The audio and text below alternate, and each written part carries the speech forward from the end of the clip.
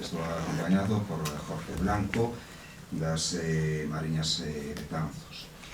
Quero agradecervos, a pesar das inclemencias meteorolóxicas, hoxe vos atreverades a vir hasta aquí, a facernos unha visita.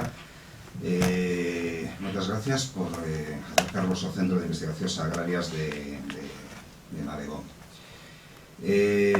Fai xa unhas cantas datas Juan Castro falou comigo para ver o interese que podía suscitar para xente a cabida dentro do centro, unha acción de transferencia, de formación, unha xornada relacionada coa arquitectura ambiental e climática para o plan estratégico da PAC, pensando pois un pouco na concepción do novo PDR que debería estar xa preparándose. Entón, evidentemente consideramos que tiña unha cabida perfecta, que era o momento idóneo, reunir a xente que pudera dar a súa opinión, profesorado, poñentes, etc., de trayectoria profesional, de coñecementos amplios sobre o tema, e poder transmitir un pouco o que se pode mellorar dentro do PDR, transmitir pois dentro, sabedes que o Centro de Investigacións, como leva implícito no seu nombre, dedicase a investigación, pero ademais de investigación facemos transferencia. Iso significa que todos os coñecementos que temos no noso centro, que se van adquirindo, non os deixamos nun caixón, senón que tratamos de poñer a disposición de todo o mundo. E non solamente está a produción agrícola, a produción gandeira, a industria agroalimentaria, que son as competencias de investigación do centro, senón tamén a transferencia e a posta en común de cousas que podrían ser interesantes para os planes de futuro. Entón, dende ese punto de vista, pois felicitar a Juan e o resto dos compañeros que colaboraron nesta organización, porque, dende o meu punto de vista, ten un programa bastante completo, intenso, que espero que sexa moi ben aproveitado e que poidades sacar conclusións interesantes, entre todos construir ideas para un mellor PDR, para tratar de influir dende Galicia nesa política agraria común en todo o que sexa favorecedor para a nosa agricultura e gandeiría. Por a miña parte nada máis, darvos as gracias pola asistencia. Lamento que o señor alcalde, pola súa agenda, non puidera vir, pero temos con nós a Jorge Blanco, a quen lle paso a palabra. Moitas gracias. Bueno, pois moitas gracias, Manuel. Eu vou a ser moi breve, penso que por primeira vez na historia deste centro vamos a empezar a tempo ás 10 en punto, incluso un poquinho antes. Santiso, presidente da Asociación Mariñas Betanzos, non pode estar aquí con vos. Quería agradecer o convite por parte do Centro de Investigacións Agrarias, ela tamén é alcalde deste Concello de Abegondo, e tanto desde o Concello como desde os 17 concellos que estamos traballando na Reserva de Biosfera, sempre decimos que é un luxo ter este centro aquí, polo que representa, o que ten representado no pasado, na actualidade, e o que pode representar para o futuro. Temos moitos proxectos con el, a propia Reserva de Biosfera no pasado xa estamos liados en proxectos de grupos operativos ou en proxectos de mellorar o coñecemento para poder actuar mellor sobre o medio natural, con problemas concretos que temos aquí na Cunca, os problemas da xestión de purins de carcino, que poden haber afeccións aos acuíferos, e estivemos traballando nelo aquí durante 4 anos, seguimos tendo proxectos en marcha. É un luxo ter aquí este centro, ter aquí tamén a Juan, o noso comité científico da Reserva da Biosfera. Completamente de acordo con Manuel, o sea, nos estamos adiantando ao que ten que ser o diseño da PAC, e nos estamos adiantando desde este centro, ainda que xa se está traballando. Os PDRs suelen ser pois como todo que é a política agraria común moi conservadora, sempre sabedes que hai un escenario desde Bruselas, plantease un escenario seguir co que hai, outro escenario rupturista, e sempre se vai polo escenario do medio, vale? Pero quizáis agora, bueno, desde os propios pilares de Europa, que hai que empezar a facer as cousas de xeito distinto ao que vemos, que quizáis nos temos pasado de volta desde o sector agrario e forestal, os ciclos da natureza, pois quizáis agora sí que é o momento de que a PAC, que sigue sendo unha inyección de cartos moi importante no medio rural, sea unha ferramenta para asociar todos os ciclos de producción, gandeiros, forestais, co que é a natureza, non? Entón, para iso fai falta coñecemento deste centro de investigacións e de moitas outras entidades que vexo aquí caras, universidades, entidades privadas, fundacións, que estades traballando e que tedes moito coñecemento de como se xestionan estos hábitats e que os agricultores e a xente que ven da rama agraria pois sempre agradecemos que se incorporen esas visións, vale? Entón, aí temos a nosa libreta, eu dende logo para ir apuntando cousas e para que, bueno, xa o comentaba tamén Manuel, os ponentes que estades aquí, homens e mulleres, pois moitas gracias por vir, e a verdade é que hai moito coñecemento, moita materia gris aquí durante o día de hoy. Gracias.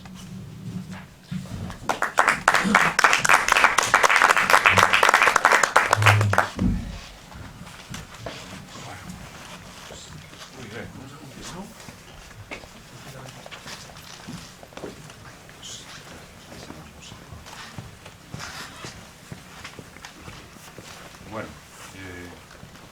se me escoita, non? Vamos a dar xa paso ás... Se alguén non entende o galego, pode decir tranquilamente que traducimos simultaneamente. Vamos a ver, vamos a empezar a xornada xa técnica. A idea é que coñezcamos as posibilidades que ten os fondos europeos, da PAC. Bueno, a primeira intervención é de Emilio Díaz Varela, profesor da Universidade de Santiago de Compostela, amigo, colaborador tamén na Asociación de Custodia do Territorio, da Sociedade Galega de Custodia do Territorio, por lo menos nos vemos aí, e bueno, cunha sensibilidade para os temas do medio ambiente, da natureza, da Escola Politécnica de Lugo, moi interesante. É importante en esta primeira presentación que aqueles que están menos familiarizados cos termos e co que é a política agraria común, pois entenda as posibilidades que hai para o noso rural, porque realmente a política hai que adaptala, sobre todo se medioambiental, ás nosas condicións, ás nosas circunstancias climáticas, edafolóxicas, ambientais, culturais, etc. Senón non temos a mesma agricultura ou gandería aquí no norte de España que, por exemplo, no Mediterráneo, como sabedes, non? Que acaba de pasar en Murcia. Bueno, son problemas moi específicos e aquí temos os nosos. Non se pode facer unha política ambiental para toda España, senón que hai que intentar adaptala a cada rexión para que os cartos sexan aplicados eficientemente, porque ás veces pensamos que non hai cartos, pero os cartos que se empregan non se empregan como debería facerse, incluso van en contra do que deberían ser esos cartos públicos. A idea é que os cartos públicos, que son de todos, da sociedade, dos impostos, vayan adicados o mellor posible para que defendan bens públicos, como é a natureza.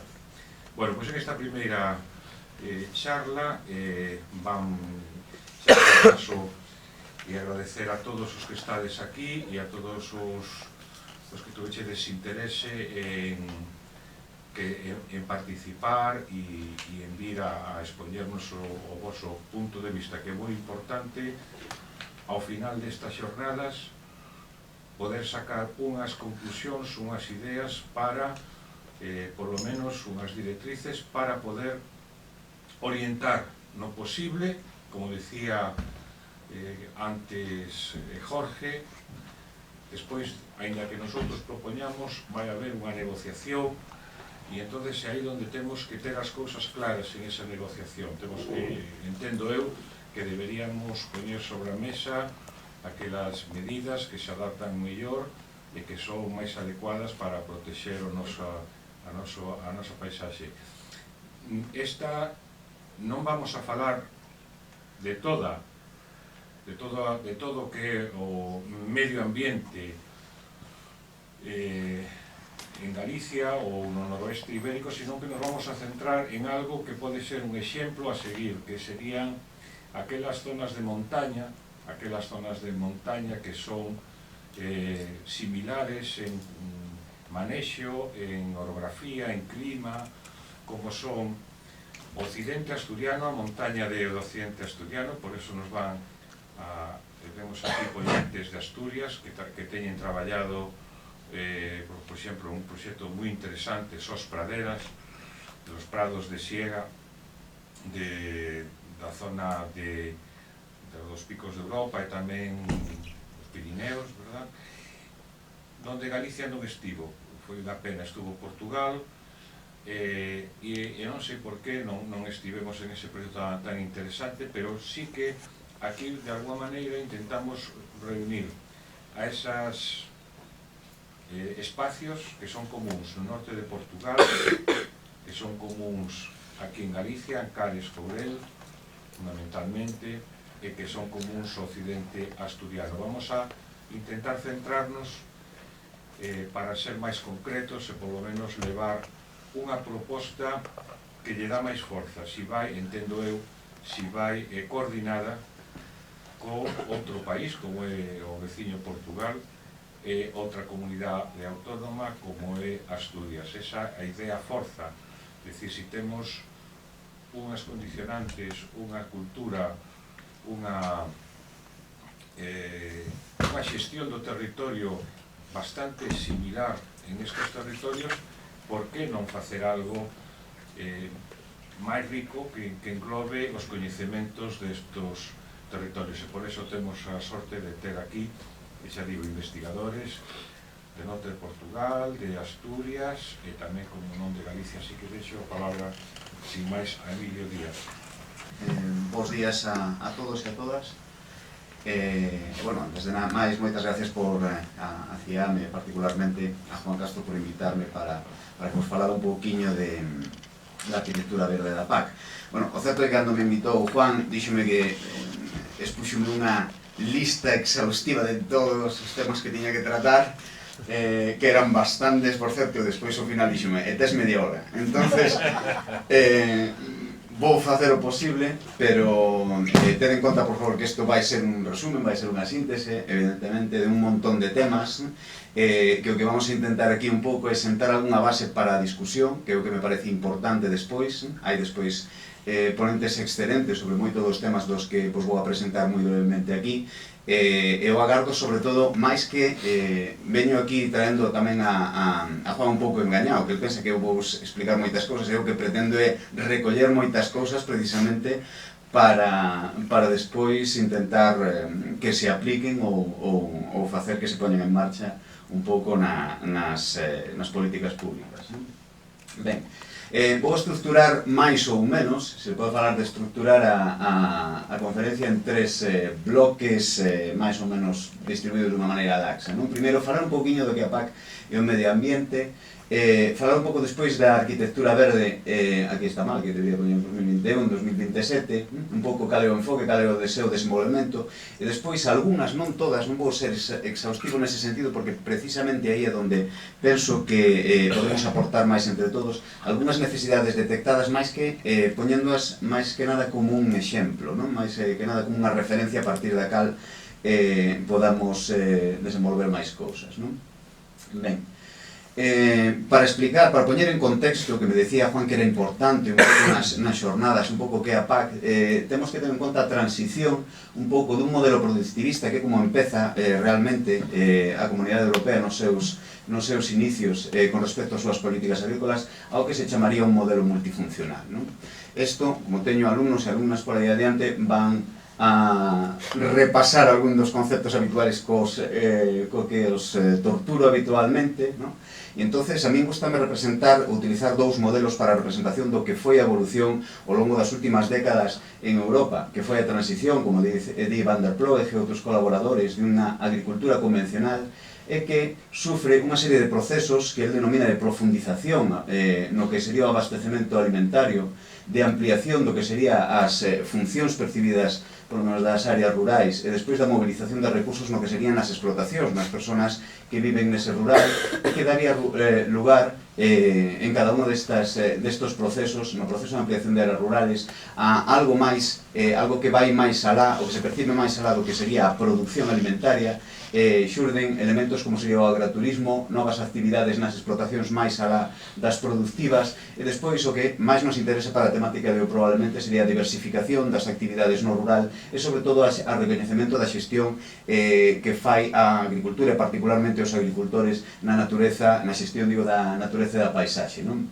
Os elementos de profundización do abastecemento alimentario quedarían tamén ampliados de maneira interesante para o que vamos a ver con elementos como agricultura ecolóxica e produción de alta calidade, que como veremos tuvo un reforzo, o sea, un reforzo e un reflexo importante no que serían as políticas, na evolución das políticas en Europa, e despois outros elementos tamén de interés como as cadenas de abastecemento cortas, ante o cal as explotacións tuveron que establecer novas bases, digamos, para o seu funcionamento, como sería estrategias de reducción de costes ou ingresos extraagrarios que tamén quedaron reflectidos nas políticas públicas. Isto, como veremos dentro dun momento, foi o proceso de coevolución con esa política agraria, pero tamén me interesa este outro modelo, este modelo de transición ao multifuncional de Wilson, ¿no? Que ten bastante ben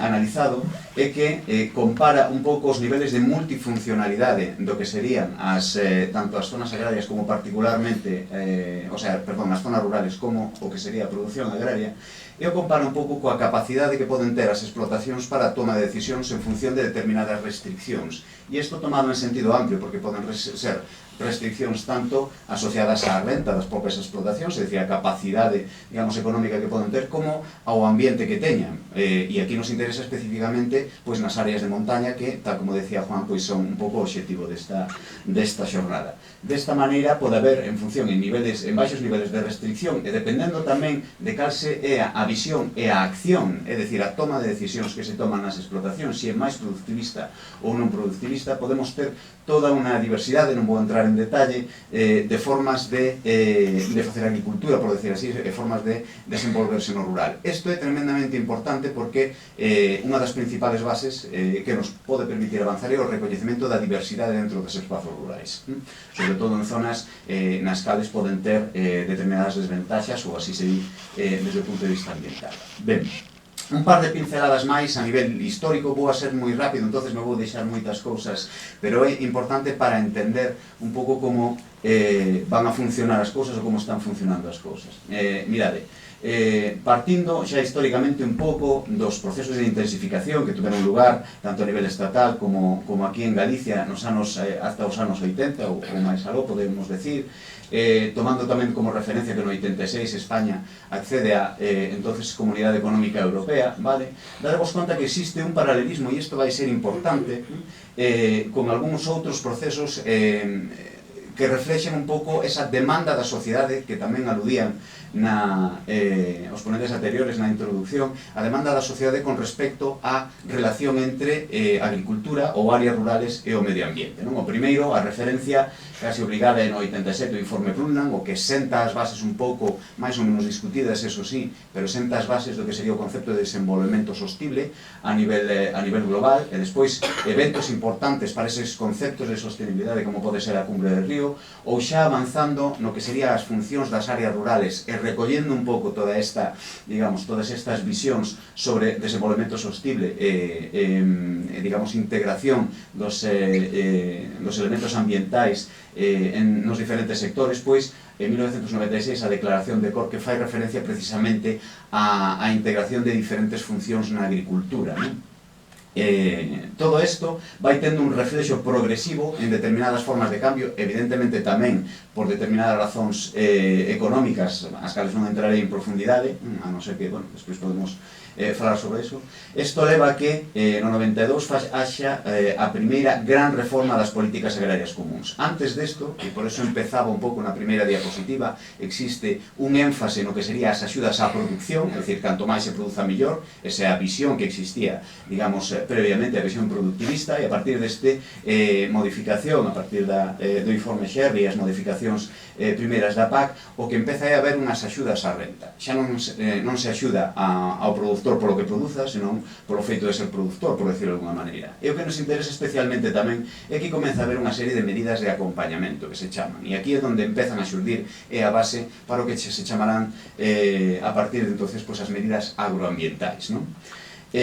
Interesanos tamén saber que a partir deste momento, tanto por unha segunda reforma que hai da política agraria común no 98, como por outro elemento que veremos despois, que é o que se chama a Axenda 2000, empeza a haber un recoñecemento, recollendo un pouco eses elementos que comentaba antes de sostenibilidade, e particularmente os de declaración de Cork, das tres funcións do que serían as áreas rurais. A función productiva, pero tamén unha función ambiental e unha función de ordenación do territorio. Xa sei que vou moi rápido, pero aquí é onde se empeza a fundamentar o que se chamará o segundo pilar. Ata entonces, as políticas agrarias, como vos decía, van ligadas ao que sería o feito de producir. Recoñécese, a partir deste feito, a partir destas reformas sucesivas, outro tipo de funcións para o rural, e entonces, a partir das políticas públicas a nivel europeo, o que se dan conta é que é necesario diversificar as economías rurais máis alo do que son as actividades productivas, tamén unha disminución da dependencia das sociedades que viven no rural do que sería a propia produción agraria, e é onde surge un segundo pilar que progresivamente se vai consolidar como pilar do desenvolvemento rural. De maneira que teríamos eses dous pilares, por unha parte o pilar da produción, que sería o primeiro pilar, e despois o segundo pilar, que sería o máis orientado ao desenvolvemento rural. Ben, seguimos correndo, pero seguimos. Teníamos no 99, máis ou menos dunha maneira moi paralela a esa reforma da PAC, empeza a meterse tamén elementos de sostenibilidade e sobre todo de temas ambientais no que sería tamén o primeiro pilar productivo, co que sería o concepto de ecocondicionalidade. É dicir, non vale que produzcas de calqueira maneira, senón que tes que producir dunha maneira que seña pouco lesiva polo medio ambiente, ou polo menos así é como se declaran as intencións, por decirlo de alguma maneira, non? E despois tamén existe un reforzo administrativo que despois veremos que se irá consolidando ao longo do tempo nese segundo pilar, non? Ben, vamos pa diante no calendario un pouco máis. Existe unha revisión da segunda reforma da PAC, porque aquí hai revisiones, reformas, reformas das revisiones e revisiones das reformas, pero bueno, eso xa é outra cuestión, non? Nesa revisión síguese todavía consolidando máis a condicionalidade dentro do primeiro pilar, é dicir, eso de que se produce pero non se produce de calqueira maneira, e empezan tamén a verse outros elementos progresivamente importantes tamén, como é a saúde pública. Dicen os críticos e os expertos que a partir de determinados escándalos con como se producían determinado tipo de alimentos na Unión Europea, e o cal incrementaba a exigencia. Por que nos interesa? Pois precisamente volvendo a unha das cousas da que decía Juan, moita da resposta é unha resposta en función dun interés público de para que deben servir os espazos rurais, non? E polo tanto aí nos fundamentamos unha necesidade de achegamento, digamos, entre esas dúas visións, non? A visión do que produce, a visión ou do que vive, mellor dito, no rural, e a visión do que un pouco tamén ve o rural desde fora, poderíamos decir, non? De certa maneira. Ben, vamos a pegar un acelero para adiante. Polo medio hai unha serie de reformas interesantes, sí, pero que non nos dá tempo a entrar moito en detalle, non? E chegamos un pouco ao 2013, onde se consolidan os dous pilares. Estou falando continuamente de consolidación do primeiro pilar e do segundo pilar. O importante co que respecta a consolidación neste período é que realmente teñen un sistema, digamos, económico propio cada un dos dous pilares, non? É dicir, existe unha institución que os vai, digamos, a fundar económicamente a cada un deles, non? E máis ou menos é onde chegamos, e o recollerei agora dentro dun momento para ir en detalle, é dicir, por aquí fomos poñendo o telescopio e agora vamos a poñer o microscopio. Agora vamos a poñer un pouco de zoom para ver un pouquiño como é a situación actual. Simplemente este esquema clásico para que vexades un pouquiño representativamente o reparto. Non lle fagades moito caso esta segunda parte que a veremos aquí, porque teóricamente isto foi feito neste período de transición do 13 ao 14, pero o esquema está bastante ben repartido, un pouco de como se repartiron, digamos, os diñeiros na política agraria común ao longo do tempo, na evolución do que sería a Unión Europea. Vedes un pouco que hai unha serie de medidas de mercado de diferente tipo que progresivamente van deixando paso a estas outras medidas de aquí, que son o que se chamarían, é o que nos interesa, os pagos acoplados, son os pagos que son dependentes precisamente desa produción. Este é un proceso que se denomina, moi resumidamente, o direi, o desacoplamento das medidas dentro da Unión Europea. O desacoplamento quere decir que esas medidas, digamos, de pagamento os produtores desacóplanse do que sería a produción e progresivamente existe unha serie de pagos directos, que é o sistema no que estamos agora e que vos dixen un pouco que foi ao que chegamos a través da evolución do que sería do sistema de subvención da Unión Europea. É dicir, isto sería os pagos polo que produces, isto sería os pagos un pouco polo que eres, no sentido que decíamos antes. E progresivamente vemos tamén que se vai consolidando ese segundo pilar históricamente, que sería esta parte azul que vedes do gráfico, este reparto que temos aquí. E se ve un poquinho máis de precisión, simplemente dividindo entre o primeiro e o segundo pilar neste esquema. Vedes aquí con datos un poquinho xa máis reales hasta Europa 2028, vedes un pouco digamos, a situación que temos máis ou menos ano actual de reparto un pouco de presupostos entre o primeiro e o segundo pilar que tedes aí, e vedes un pouco a previsión para os próximos anos, nos cales xa vedes que cambiamos do 28 a 27 membros na Unión Europea gracias ao Brexit, o cal, como vemos, supón tamén un impacto importante a nivel presupuestario dentro do que sería a Unión Europea. Ben, fui moi rápido, espero non tervos liado, pero para eso está o turno de preguntas, diríamos, non? O que me interesa é que retomemos un pouco a partir de aplicando o zoom a esa última parte do gráfico que veíamos antes. É dicir, como estamos no período actual? Ben, existe unha división, me vou centrar no que sería o tema a nivel ambiental, ou o que ten interés a nivel ambiental.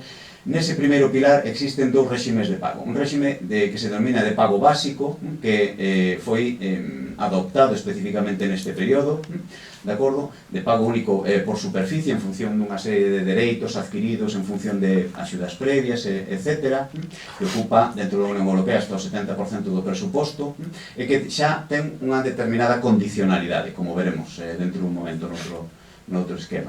E tamén temos un pago verde que se denomina, inda que nos primeiros tempos, alá previos ao 2014, hubo bastante dilema en como traducir greening. Moitas veces o que se deixou é directamente sin traducir, e todo o mundo fala de greening, obviamente, que sería un pago supeditado a observancia de determinadas prácticas que serían beneficiosas para o clima e para o medio ambiente. Aquí tamén era gracioso porque ao principio decíanse beneficiosas para o cambio climático. Entonces decías, bueno, pero que queres? Beneficiar o cambio climático ou que non o haxa? Entonces eso, a nivel de léxico, a nivel de semántica, estas cosas tamén acaban sendo importantes. Pero bueno, hasta o 30% do presuposto deste primeiro pilar tiña que ser dedicado a este esforzo de pago verde, de greening, de ecologización, como se chamaba incluso en determinado momento. E estaba fundamentado, e isto é algo que sei que algúns de vos gusta moito, digamos, discutir sobre isto, que dicir a mí tamén, sobre tres elementos básicos que se podían localizar un pouco nas áreas rurais. Sería o pago por mantemento de pastos permanentes, pola diversificación dos cultivos e para garantizar o que se chamaban unhas determinadas zonas de interés ecolóxico que debían ser superiores ao 5% das áreas cultivadas. De maneira que os produtores, si se acollían un pouco a este pago verde, tiñan que cumplir estas condicións, e, por lo tanto, era unha condicionalidade. Ben, o problema é que xurdiu, e que foi bastante problemático, valga a redundancia, durante todo o período, é que e por eso introducía un pouco o chiste da semántica, que é un pasto permanente, que é unha diversificación de cultivos, que son as zonas de interés ecolóxico, porque aquí realmente entre os diferentes estados membros, e particularmente incluso entre as diferentes comunidades autónomas, hubo un tremendo jaleo, por decirlo de alguna maneira, para definir que era tal cousa e cal era válida. determinados sitios os pastos permanentes, podía haber discusión en si valían os matorrais como pasto permanente, si valía, digamos, os pastos herbáceos solamente, etc. Diversificación de cultivos, non digamos que era diversificación en determinadas zonas, e non digamos tamén as zonas de interés ecolóxico que era o que entraba e que era o que non entraba como zona de interés ecolóxico, non? E isto era en grande medida por algo que, como veremos, se intenta, ou polo menos se declara que se intentará evitar no novo período, que é precisamente unha definición moi top-down, unha definición moi descendente, ou sea, defínese un pouco para todos, ¿no?, os Estados membros que o que teñen que ser cada unha destas cosas, e entonces os problemas de diversificación, recordade un pouco esas condicións que nos decía Wilson hacia o principio, pois acaban quedando un pouquinho de lado. Ben, isto era o primeiro pilar. No segundo pilar, como vos decía, está máis dedicado desde aquelas primeiras reformas ou segundas reformas da PAC ao desenvolvemento rural, vale? E entonces, establecéronse 6 grandes prioridades, cada unha cos seus ámbitos prioritarios, cos súas accións, etc., entre as cales, pues, bueno, a parte de promoción e transferencia de conocimientos, fomento de competitividade, mellora da cadena alimentaria, promover a eficiencia de recursos, fomentar a inclusión social, reducción da pobreza, desenvolvemento económico, moi asociado ao programa, a metodoloxía LEADER xa, non? Un pouco que seguro que vos sonará, pero o cuarto deses eixos será restaurar, preservar e mellorar os ecosistemas a través de diferentes accións ligadas a ese desenvolvemento rural e a diversificación das opcións económicas na agricultura. Ben, estamos contentos, falando así cunha expresión rápida, estamos contentos un pouco coas consecuencias que tuvo esta serie de opcións para as condicións ambientais a nivel europeo? En xeral, podemos dicir que non, en termos xerais, non? Nos últimos 2 anos consolidouse ou estáse a consolidar un corpus científico pois xa bastante importante, con artigos, e traigo aquí algunhas mostras que precisamente o que intentan é analizar cal foi os efectos ambientais destas políticas europeas, sobre todo nos últimos anos, non?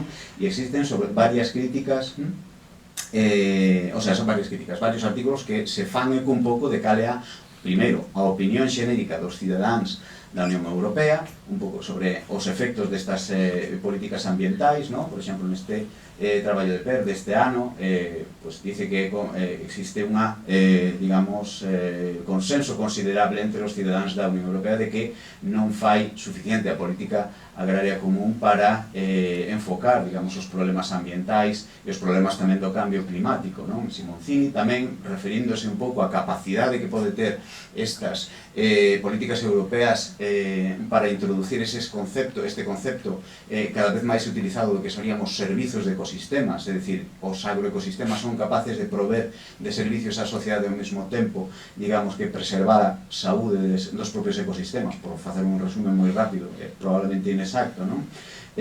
Pois nas súas conclusións se faen eco un pouco tamén de que a pesar da variedade de instrumentos de políticas públicas relacionados coa PAC, pois a efectividade, eficiencia e equidad non han sido mellorados nos últimos períodos, no último período, non?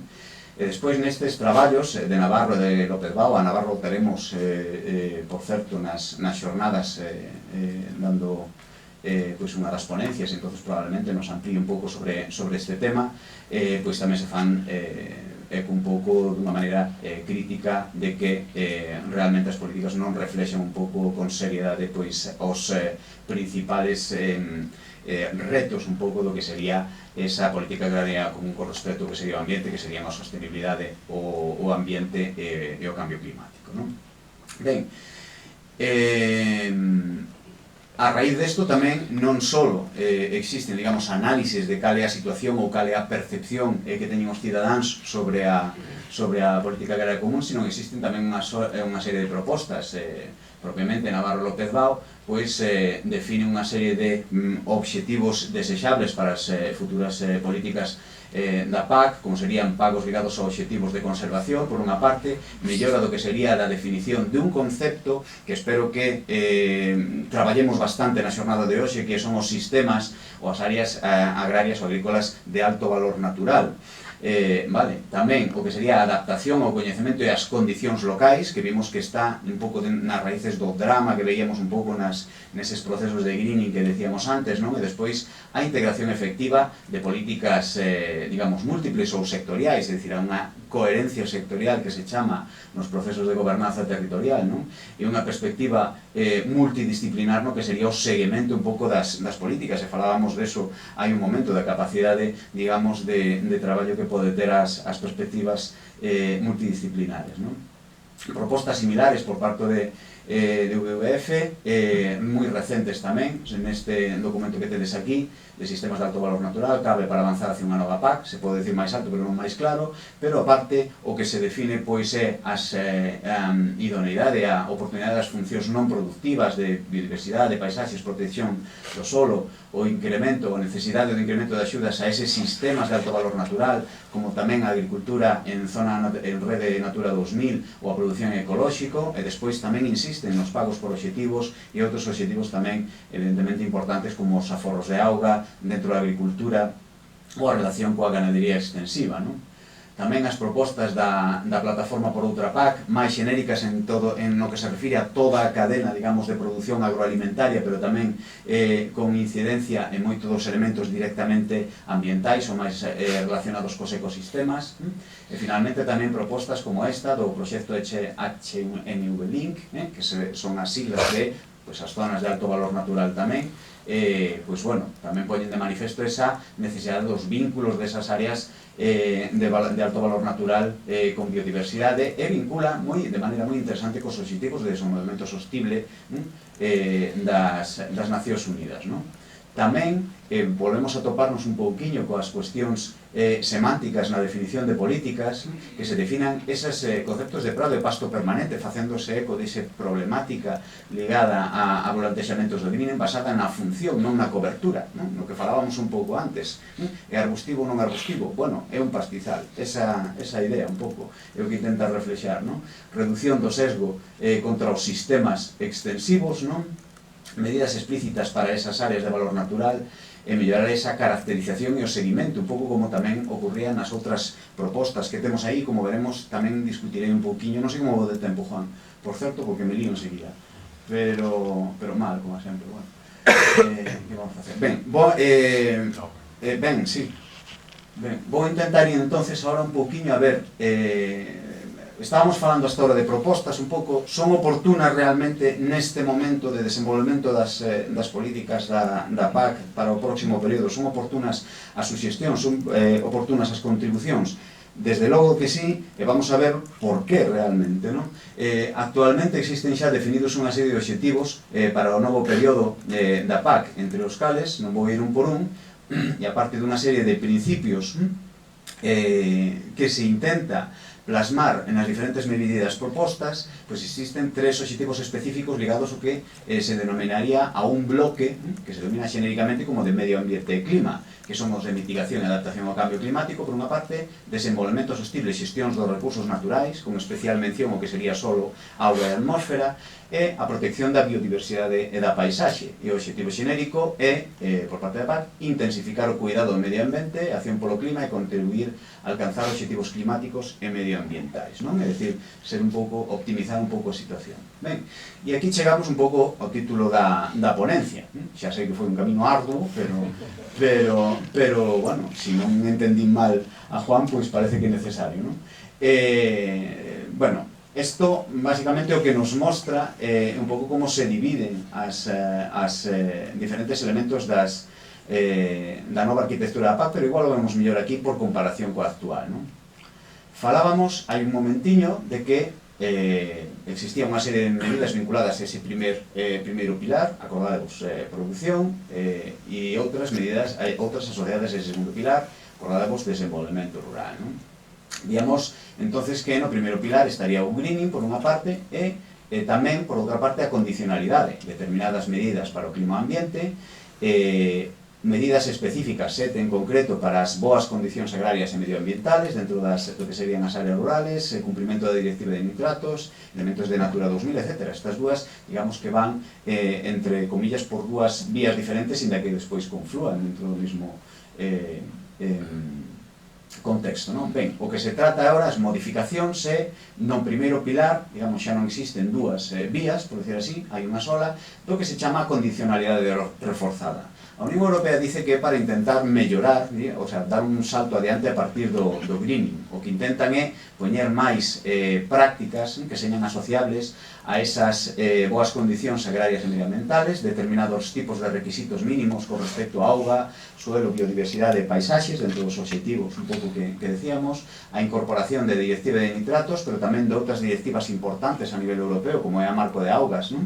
E tamén a de fitosanitarios, que non aparece por aí, pero tamén vai aparecer, como veremos, non? E despois as zonas Natura 2000, non? Isto sería a condicionalidade obligatoria para a percepción de axudas para aquelas zonas que señan elegibles, non? É dicir, máis ou menos todos os agricultores que se prestan a elas, excepto algúns casos específicos, que igual tamén comentamos, non? E despois determinadas medidas voluntarias, tanto do primeiro pilar como do segundo. O primeiro sería o desenvolvemento plantexado a partir do que serían os Estados membros dos determinados ecoesquemas, e aquí probablemente exista bastante interés ao longo da xornada de falar un pouquiño dese concepto de ecoesquemas, inda que tampouco pensedes que está moi desenvolvido como se van a facer e en que digamos, con que criterios, e precisamente por eso vos decía que é un momento oportuno para facer, digamos, contribucións a ese respecto, non? E despois, asociados ao segundo pilar, a esas medidas clima-ambiente, é dicir, esas medidas agroambientales, non? Que tamén serían voluntarios. Ben, aquí, collendo un poquinho algúns esquemas, máis que nada porque son así ben feitos, bonitos e tal, dos últimos documentos da Unión Europea con respecto a súas cuestións ambientais, pois fan énfase un pouco nos seus obxectivos ou na declaración de intención un pouco do que sería o novo período, non? Que sería unha coherencia máis grande coa legislación ambiental, é dicir, definir o que serían unha serie de requisitos legais de xestión que se incorporarían, inda que non foran específicos das políticas agrarias, é dicir, políticas que poden ser ambientais ou de outro tipo, pero que teñan que ver co medio ambiente e que impliquen as actividades agrarias, agrícolas, forestales, etc., pecuarias, pois quedarían aí incluídos, e despois un conxunto de ferramentas reforzadas, non? Xa definen aquí un modelo de execución basado en resultados, de acordo? Un pouco como tamén se viña aconsellando, destacan algunhas das cualidades desa reforma, non? Unha das cuestións que quería resaltar, non é a única, pero isto non sirve, e tampouco quero decir especificamente para este exemplo, que o exemplo de diversificación, que era unha das, como decíamos antes, das problemáticas ligadas ao greening, non? É un pouco o proceso de simplificación que en principio teñen ou plantexan, digamos, como cambio para a PAC futura, non? Ese proceso de simplificación, neste exemplo que decíamos aquí, pois no período actual pasaría por unha serie de definición de cultivos, aos cales, pois, bueno, se establece un pouco os tipos de cultivos, cal ten que ser a diversificación, etc., pero no período actual o que define é que corresponde ao Estado membro establecer os criterios específicos para cumplir obxectivos respecto á rotación de cultivos, xa se cambia, non é só unha diversificación, non vai ser unha de 5 minutos, igual podemos facerlo todo. Decía, con respecto á rotación de cultivos, sustituiría ese concepto de diversificación tendo en conta as condicións locais. Ollo porque isto é, insisto, un dos exemplos da aplicación da política, pero isto vai ser moi importante, porque existe a intención de trasladar moito da definición dos obxectivos do que sería a PAC para os Estados membros. E isto, digamos, é promise and peril, como dimos ingleses, non? É dicir, eso significa que pode haber unha maior capacidade de adaptación ás condicións locais, pero tropezamos un pouco coa capacidade que poda ter as administracións públicas de facer adaptacións, de adaptarse a esas políticas, non? Entonces van a ser, no refrán chino aquel, tempos interesantes. Ben, vou ir rápido unha vez máis, porque, bueno, nunca fun despacio, xa o sei, pero Pero bueno, a idea é esa idea de simplificación e unha vez máis a oportunidade das propostas pasaría por o que se chama un análise de DAFO, máis ou menos entendo que os análises de debilidades, amenazas, fortalezas, oportunidades estades familiarizados, que se fará por parte de cada un dos estados membros, como veremos, identificar, priorizar e facer un ranking de necesidades e despois facer unha estrategia de intervención. Aquí é onde se van a identificar probablemente as formas de facer ecoesquemas, etc. Isto é un pouco a situación na cal estamos actualmente, facendo inventario de análisis para a situación de partida e definindo o que se chaman, non vou entrar en detalle, os indicadores de contexto. Son unha familia de indicadores definidos nas políticas europeas a nivel agrícola que o que intentan é definir cal é a situación actual para a partir dela tomar decisións para as políticas futuras, non? A partir dos resultados deste inventario e destes indicadores de contexto se farán, xa se están en varios dos obxectivos que veíamos antes facendo ou feitos os DAFOs, pero a nivel ambiental aínda está o tema en proceso. Ben, traía aquí este outro esquemiña comparando que serían os ecoesquemas. Primeiro pilar, os compromisos agroambientais e climáticos do segundo pilar. Bueno, se queredes, como queda pouco tempo, podemos discutir despois. Simplemente, os primeiros, os ecoesquemas están definidos para agricultores, con pagos por hectáreas. A ver, alguna cousa que había... Sí, unha cousa importante que vai ser é que os compromisos que teñen os agricultores cos ecoesquemas van a ser anuais, é dicir, non en período múltiple. Eso pode ser, en certa maneira, ser unha ventaxa na súa adopción, non? É como a canción aquela de eu caseime por un ano para saber que vida era, non? Entonces a xente pode adoptar un destes criterios por un ano, se lle convence seguir para máis anos, pero isto podría, digamos, restar a reticencia que poden ter algúns agricultores a adoptar o esquema simplemente polo compromiso plurianual que si aparece nos compromisos agroambientais e climáticos, non?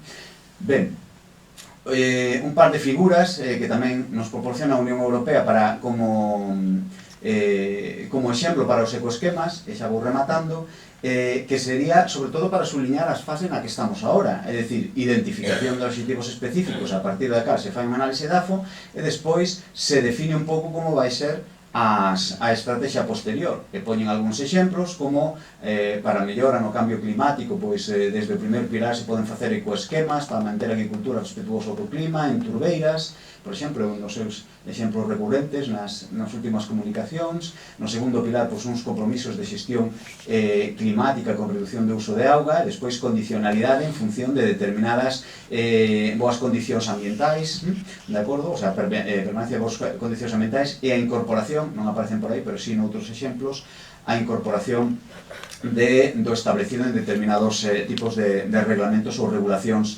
digamos, para a xestión ambiental que non teñen que ver coa política agraria. Ben, hai outros exemplos máis co da auga, con pois tamén esa combinación, digamos, esa arquitectura, digamos, de condicionalidade máis ecoesquemas do primeiro pilar máis compromisos do segundo pilar, para ir rápido, etc. Non me vou a alongar máis porque quería chegar a isto, e isto vai ser a modo de conclusión prácticamente sobre algunhas das reflexións que podemos facer. Recordade un pouco o que vos decía da fase na que estamos agora, recollida de información, definición de DAFOs, etc. E unha das cousas nas que, e isto é unha cuestión particular na que tropecei eu, digamos, como unha das problemáticas, que realmente tamén está reflexada un pouco nalgúna das propostas e nos artículos dos que falábamos antes, non?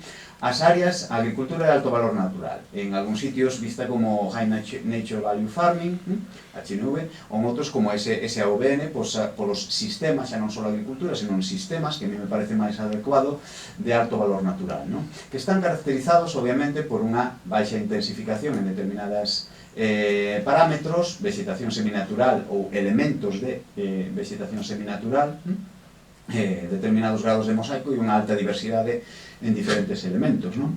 Fixadevos que, precisamente, o que hai, e iso foi detectado tanto en algúns dos artículos dos que falei como noutras publicacións, unha falta de definición bastante grande do que é unha área, un sistema de alto valor natural.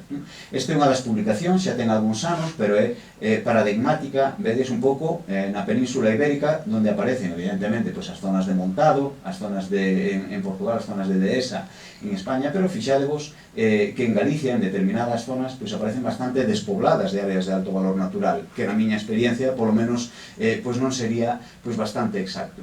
E iso é por unha das formas de contabilización que teñen estas áreas de alto valor natural.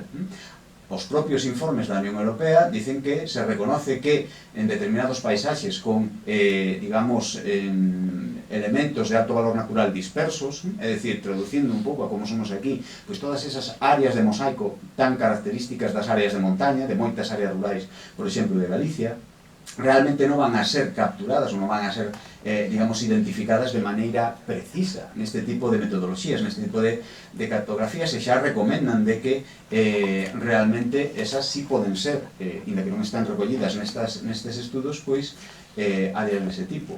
Ou outros elementos, como, creo que xa non teño nada máis, pero tamén outra reflexión, un dos indicadores de contexto con respecto ambiental, por exemplo, hai unha cousa que me preocupa e que teño consultado con algún de vos, de feito, dos que estades no público, unha das cousas que me preocupa é, por exemplo, un dos indicadores, vos decía, é de aves ligadas a zonas agrarias, de acordo? É un indicador moi interesante, pero é un indicador que tal como foi aplicado, o sea, desenvolvido e aplicado moitas veces en formas previas, refírese, por exemplo, ao que serían aves moi ligadas, que evidentemente necesitan protección, moi ligadas a, digamos, paisaxes agrarios de tipo continental, digamos, ou de tipo estepario, para entendernos, non? É dicir, a outras rexións bioxeográficas. Nos aquí, evidentemente, temos unha serie de especies que non van ser esas, insisto, sin quitarlles valor, pero que van ser indicadores importantes de áreas con alto valor natural, e precisamente as zonas de montaña nas que nos estamos enfocando teñen un montón de aves que poderían ser indicadores característicos do bon estado de saúde deses ecosistemas, que, polo tanto, non van ser reflexados neste tipo de indicadores, non?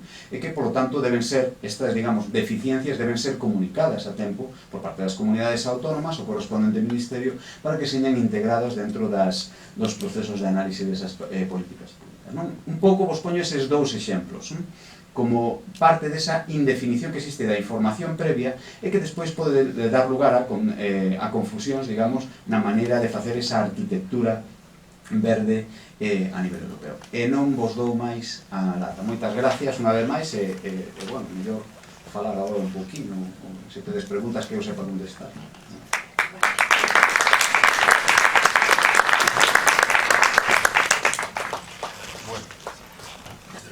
A nosa entidade nesta xornada, non? Que consideramos de enorme interés. Juan xa nos dice sempre hai que falar máis da PAC, do PDR, de todas estas cuestións.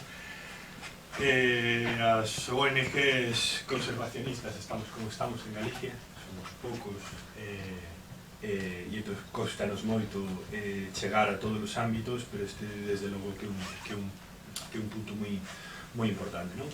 Eu vou a falar un pouco, non tanto desde un punto de vista máis teórico, sino máis desde a cuestión de territorio, de algún proxectiño que temos realizado, sobre todo na Terra Chá, e sobre todo a problemática que estamos vendo na conservación da biodiversidade, non?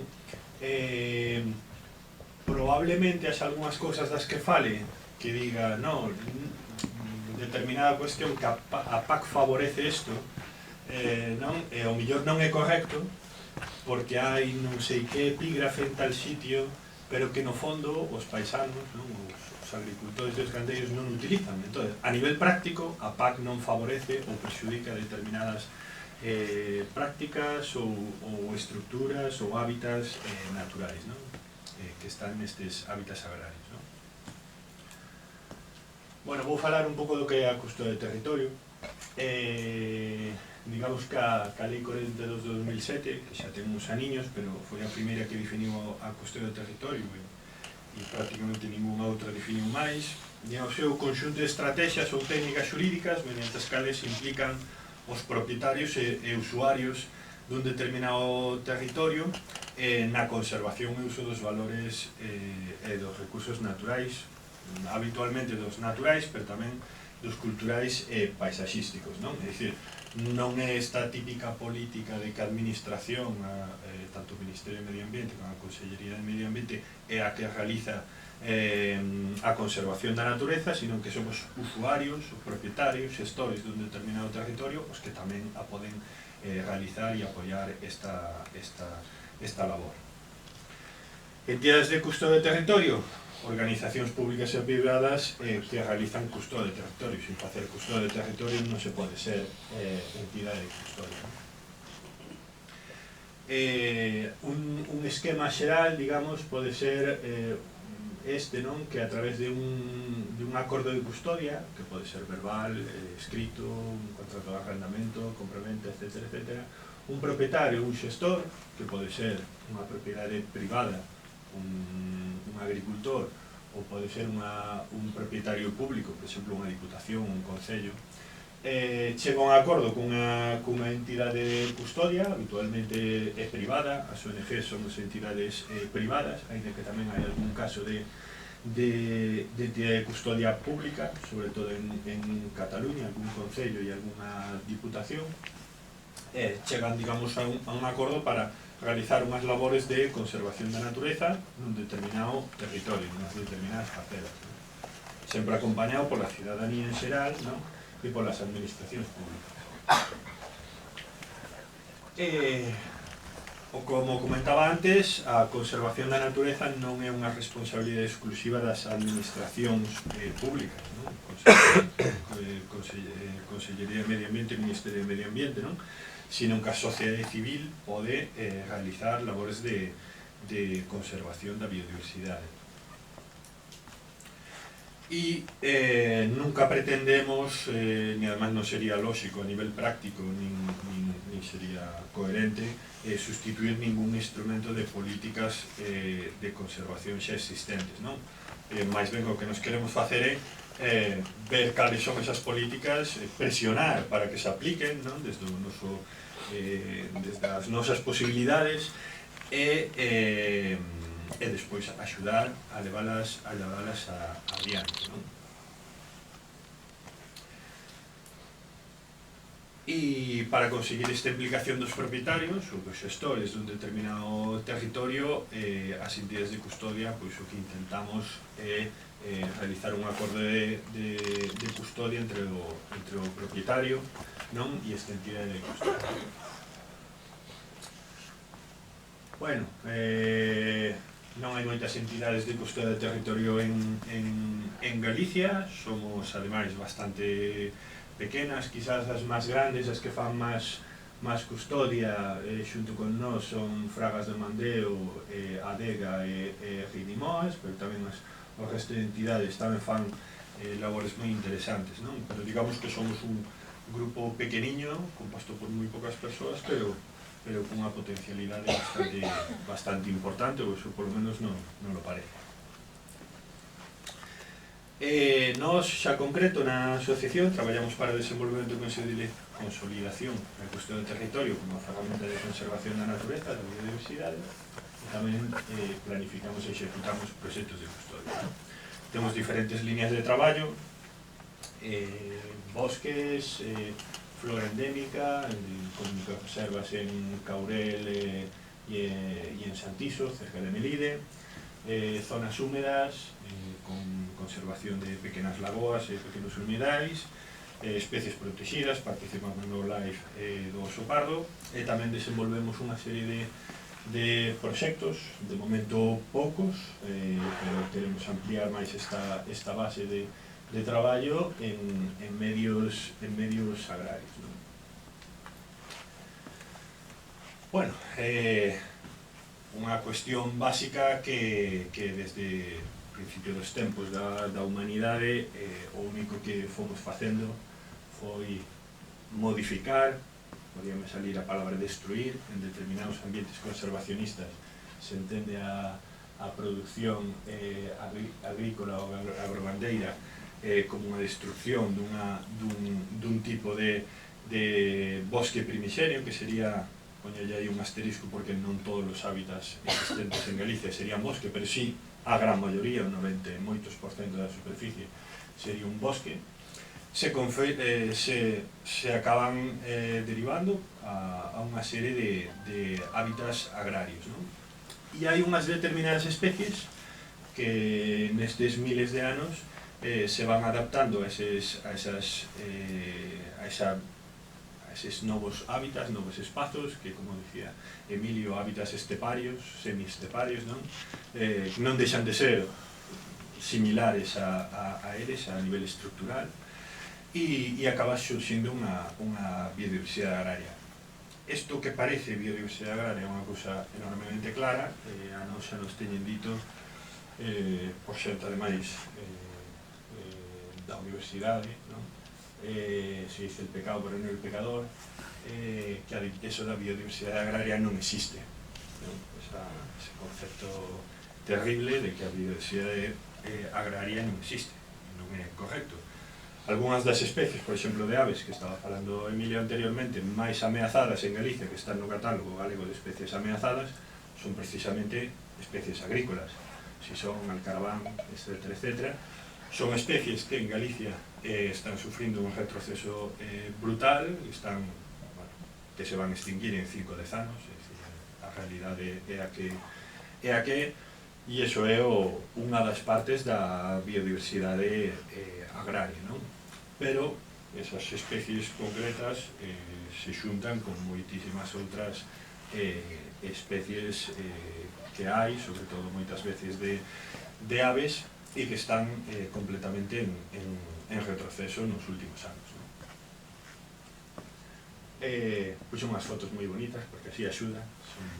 Isto, lóxicamente, son sistemas agrarios de alto valor naturales, que son aqueles donde existe unha agricultura e unha gandeiría habitualmente extensiva, non intensificada, e que se conxunta cunha alta biodiversidade, non?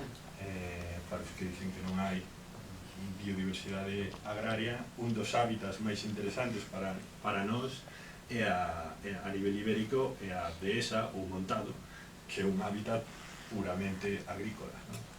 Gandeiro, máis ben. E esta relación, digamos, natural versus antrópico ou versus humanizado, nestes hábitats queda totalmente desdibuixado. Eso donde acaba nunha dehesa o natural, donde comeza o antrópico, eso son conceptos que non teñen ningún sentido, non? Pero tamén son reflexións filosóficas que ás veces non son bidireccionales, é dicir, hai hábitats agrarios que son excelentes reservorios de biodiversidade, pero non todos os hábitats agrarios son bons reservorios de biodiversidade, incluso algúns son moi perxudiciais para a biodiversidade. Non hai que ir a sitios moi lonxe, tamén para ver, digamos, estructuras de enorme interese para a biodiversidade.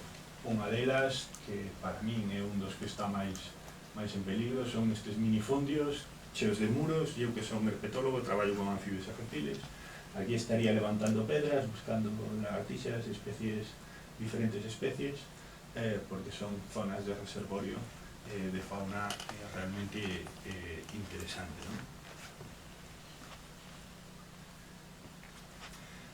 Pero estes ambientes agrícolas, que en gran parte de Galicia tiñan unha altísima biodiversidade, na segunda metade do século XX sufriron unha serie de transformacións brutais. Primeira parte, un abandono do medio rural, tanto da Galicia rural a Galicia urbana, sobre todo a Vigo principalmente, e tamén a Coruña, pero tamén a outras cidades ou vilas, pero tamén a emigración, non? Sen xente que traballe un determinado territorio, moitos dos problemas subsecuentes que aparecen son os que a causa é fundamental é esta, unha dos fundamentais é a increíble proliferación ou plantación masiva de terras agrícolas de cultivos forestais de crecemento rápido, que todos diremos, sí, pero é ilegal. Bueno, será ilegal, pero se fai todos os días. Zonas, por exemplo, da Terra Chá, con excelentes actitudes agrícolas, xa están entrando eucalipto masivamente, non? Unha industrialización agrogandeira que en algúns sitios dicen intensificación, para mí non é un termo correcto, porque se antes tiñas 20 vacas, unha intensificación é poñer 40 ou 50 ou 60. Isto se cambia completamente, se industrializa, é dicir, de vacas nos prados pasamos a vacas estabuladas, non? Exactamente igual que Citroën en Vigo, que é unha fábrica de facer coches. Hai unha parte importante da nosa gandería que se deriva a unha producción exclusiva de leite, non? Unha reforestación masiva das terras, principalmente nos principios dos anos 2000, ainda que tamén a estas alturas sigue sucedendo, e un crecemento desordenado de núcleos urbanos, con enormísima dispersión poblacional que temos. Un núcleo urbano hai no cada 2 minutos que des unha volta, e unha construcción masiva de infraestructuras, non? Digamos que isto non son abutardas, isto é unha especie típica das mesetas, pero digamos que é unha foto que resume moi ben estas cuestións, porque non deixa de ser unha agricultura con biodiversidade, non? Zonas do xistral con cabalos, zonas de semiturbeiras, breixeiras húmedas, que son hábitats de enorme interese na Unión Europea, hábitat de Zootoca vivípara, unha lagartixa das turbeiras, unha especie en perigo de extinción, e digamos, unha diversificación enorme na paisaxe, non solamente nos cultivos, nas produccións, sino tamén na paisaxe, non?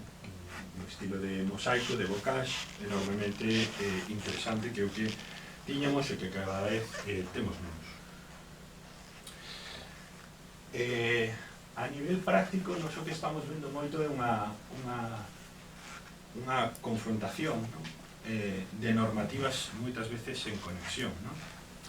E non sei se conseguiré que se entenda ben o que quero dicir, pero o que vemos é que por unha parte hai unha normativa, neste caso, nesta diapositiva que poño, unha normativa respecto á conservación de determinada biodiversidade. Aí se vedes esta manchiña aí que tedes, é un sisón na Terra Chá, que é unha especie que está no catálogo galego de especies ameazadas, no epígrafe de en perigo de extinción. Hai moi poucas parellas reproducíndose, e digamos que está nun hábitat agrario, vamos a chamar cuasi tradicional, porque non deixa de ser un prado de raigras, non?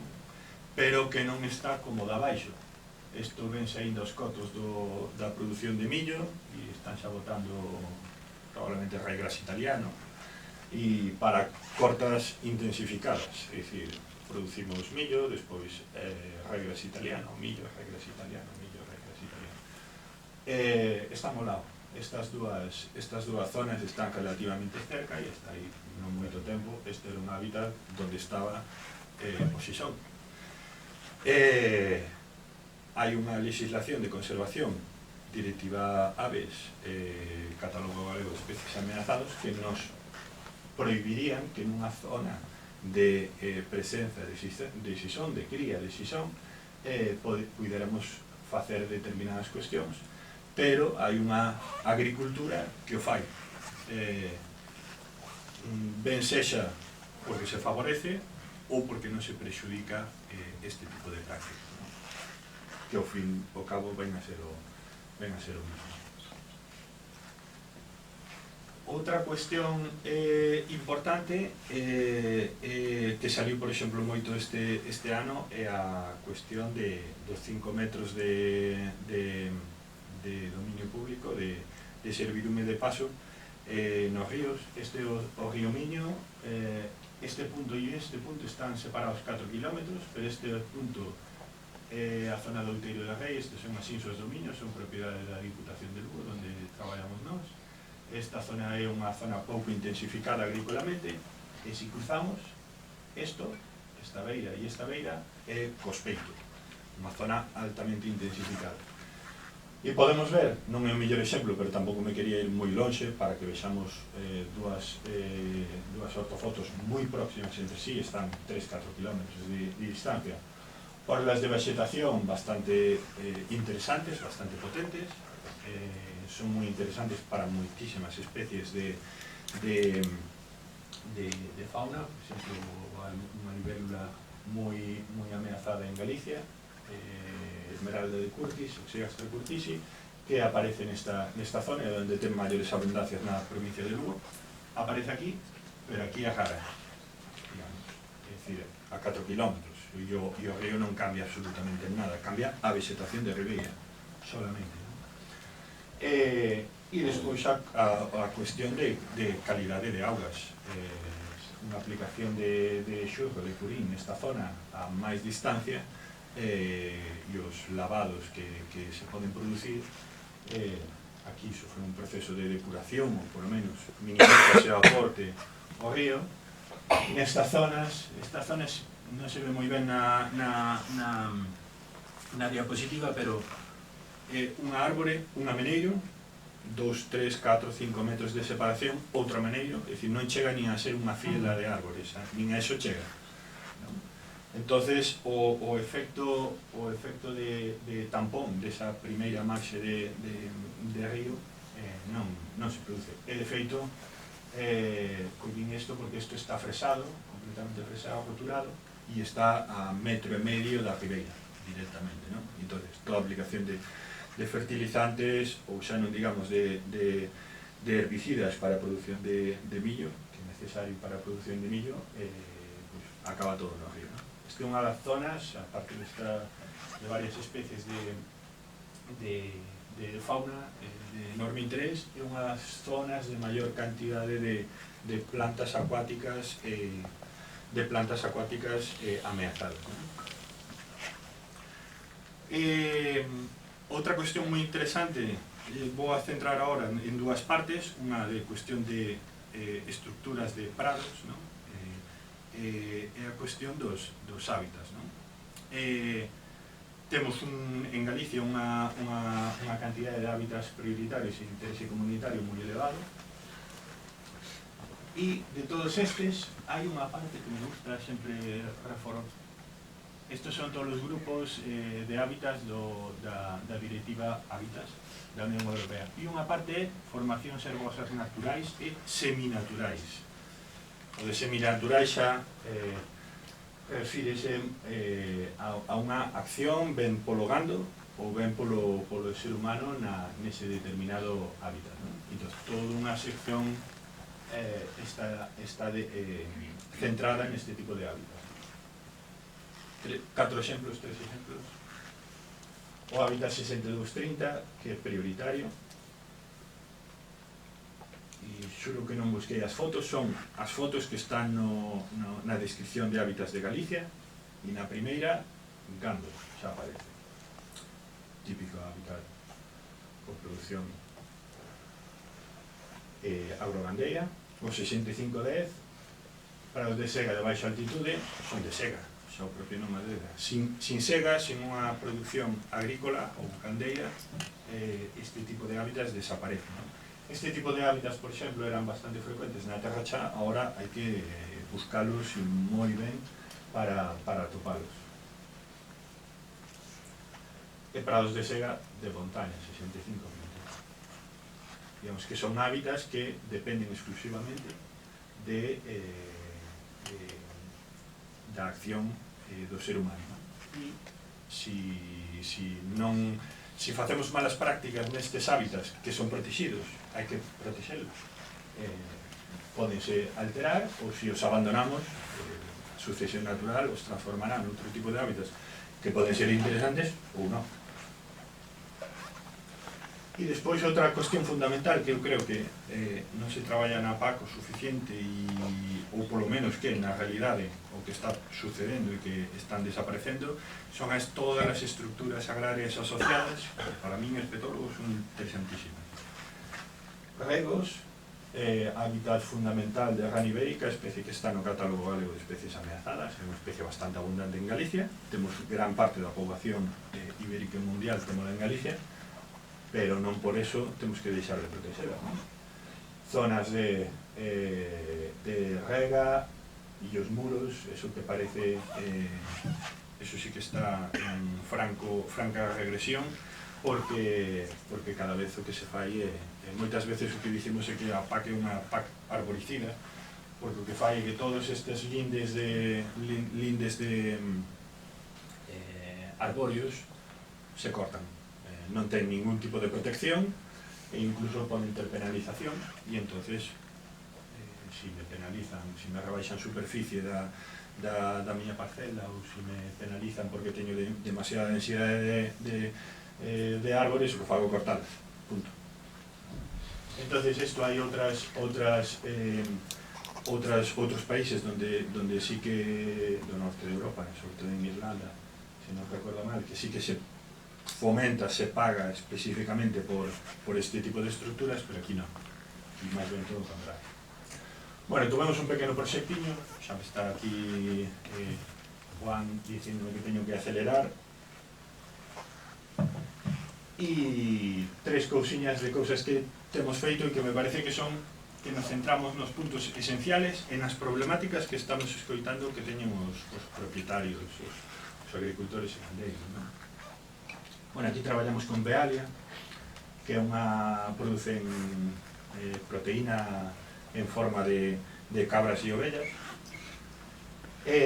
Fixamos diferentes partes, non? Por exemplo, restauración de prados, cunha caracterización botánica primeiro, ver, aquí non se ve moi ben, pero estes xa tiñan hasta salgueiros no medio, e o que fixamos foi segalos, sempre que se puido, senón desbrozalos, porque sempre se priorizou a sega, a recollida de erva, para, digamos, como unha especie de banco de terras de pequena escala, non? Falar con particulares da zona, con gandeiros da zona, para poñer a disposición este tipo de prados, non? Con Vealia, unha das problemáticas que sempre vemos é isto da paca arboricida, sobre todo nos setos, melloramos sebes, que son enormemente interesantes, muros, isto se for un paisano tal, collería pala, collería todo, metería ali nun sitio e restauramos muros. Isto é lona quimperiana, un caracol que está no catálogo galego de especies ameazadas e apareceu aquí, unha poboación moi boa. E creación de charcas en determinados sitios, que isto é unha zona de concentración parcelaria que destruiu calquer tipo de poza de rega e nos creamos alguna. Son postas de rana temporaria que tamén están no catálogo galego de especies ameazadas. E instalación de caixas refuxio para morcegos, neste caso. E nada máis. Bueno, na nosa página web hai algo sobre os resultados que realizamos neste proxecto, non? Creación de novas charcas, principalmente, restauración de charcas, sebes, e desbroce de máis de 20 hectáreas de prados, non? Para a recuperación. E moitas gracias.